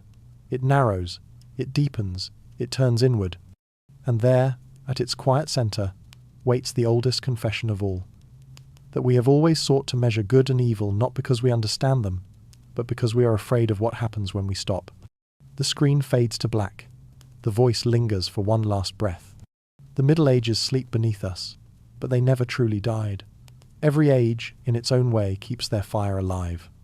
The circle closes, but just before it seals, a glimmer remains, the faint outline of dawn, the promise that awareness, even fragile, is the first step toward mercy. What follows will be the final meditation, not on guilt, but on grace. What justice becomes when truth no longer shouts, but whispers. In the end, the only justice that remains is remembrance. The voice returns, calm as breath, older than time. It does not accuse nor forgive. It simply observes as if the centuries themselves were speaking, weary yet kind. The ruins of old cathedrals stand beneath the moon, their arches open to the night. Candles flicker where altars once burned with fear. The earth exhales softly through cracks in the stone, and the silence feels alive. Every judgment is a mirror, the narrator whispers. Every silence, a confession. What began as law and fear has returned to stillness. The scaffolds are gone, the tribunals silent, the records dust. But their echoes remain not to haunt, but to remind. Humanity, after all its rituals of guilt and purity, has not learned to be perfect. It has only learned to see. That is its redemption, not purity but awareness. The camera drifts through time from medieval cloisters to modern courthouses, from parchment to screens. Everywhere the same question lingers, ancient and tender. What does it mean to be just? The laws change, the words evolve, but the need remains unchanged. The need to understand what we have done to one another. The need to make meaning from pain. The narrator's voice is slow, rhythmic, like a tide. Justice, it says, was never the end of cruelty. It was the beginning of empathy. In the great ledger of history, no soul is untouched. The inquisitor, the heretic, the believer, the doubter, all are written in the same hand, the ink fading equally with time. The scales that once weighed sin now weigh memory, and memory is not a punishment, it is a gift. The stones beneath our feet still hold the warmth of forgotten fires. The rivers still carry ash from burned manuscripts, dispersed so thinly that every drop of water now contains a trace of someone once condemned. The past is not behind us, it is within us, folded gently into the present like breath within the body. The narrator pauses, and for a moment the silence speaks louder than any word. To remember, it says softly, is to forgive without forgetting. Forgiveness does not erase, it does not rewrite. It simply allows what was broken to exist without vengeance. The medieval world sought order through punishment. Our world seeks peace through understanding. Both are attempts to balance the unbearable weight of being human, to reconcile the harm we cause with the love we still feel capable of. The ruins fade into forests, the camera gliding through moss and stone. What was once cruelty has become history, and what was once faith has become mystery again. The voice continues. Every empire falls, every doctrine softens, only conscience endures. In the distance, bells toll not for mourning but for memory. The sound carries across valleys and rivers, threading together centuries. It is the same sound that once called monks to prayer and citizens to judgment, now calling no one in particular. Its echo belongs to all. The narrator grows quieter, almost indistinguishable from the wind. If the soul can be measured, it says, it is not by sin or virtue, but by what it remembers. And we do remember in fragments, in ruins, in stories whispered to the dark. We remember the cruelty, yes, but also the tenderness that survived it. The hands that refused to strike. The scribes who hid forbidden words. The widows who still lit candles for the condemned. History is not only the record of what we destroyed, it is the proof of what we could not destroy: compassion, imagination, the fragile instinct to care. Images unfold like pages turning. A modern child reading in a museum, tracing a finger over a medieval name carved into stone. A monk centuries earlier doing the same, unaware that his own name would one day fade. 2 moments. One gesture, the continuity of seeking. The circle returns, the voice murmurs, not to repeat, but to remember. Every civilization builds its own form of justice, and every generation must relearn what mercy means. The medieval world believed punishment purified the soul. Ours believes understanding heals it. But both reach for the same impossible truth, that to live among others is to live among mirrors, each reflecting the weight of our choices. The screen fills with twilight, neither day nor night, a boundary between eras. The voice continues, softer still. Perhaps that is all justice ever was, not a verdict, but a reflection. The camera rises slowly above the ruins, revealing cities glowing beneath the horizon. Lights shimmer like candles across continents. Humanity, from above, looks like a constellation, fragile, luminous, bound together by invisible threads of memory. The voice, now distant, continues. We inherit the ashes, and from them we build our altars. We inherit the silence, and from it we learn to speak. The circle closes not to end, but to rest. The tone deepens, no longer somber, but peaceful. There is no anger left in the world of this story, only an understanding too quiet for words. Even guilt, that oldest companion, feels softened here, no longer punishment, but awareness turned inward. The fire that once destroyed has become the warmth of recognition. In one final image, the camera returns to a single candle burning in the dark. Its flame trembles but does not die. The light wavers across the surface of an old manuscript, the same one that opened the story. The ink glows faintly, revealing the first line ever written in this world. Every secret ends in silence. Now, at the end, the silence is no longer fear. It is acceptance. The narrator speaks once more, the voice so faint it feels like memory itself. Justice, it says, is not what we give to others. It is what we awaken within ourselves. The candle flickers again. The camera pulls back, higher and higher, until the small light becomes indistinguishable from the stars. The ruins fade into darkness. The world grows still. And in that stillness, before the screen fades completely, one last whisper remains, barely audible. The clay sleeps, and so shall you. Not a threat, not a warning, a benediction, a return to quiet. The circle has closed. The story, like the world it described, has come to rest not in despair, but in peace. The listener is left with the faint echo of their own heartbeat, a rhythm older than justice, older than faith. It is the sound of remembrance itself, steady, endless, gentle. The screen fades to black. The voice, now gone, leaves only the silence it taught us to hear. The silence of understanding, the silence of mercy, the silence that waits beneath all history, patient and eternal.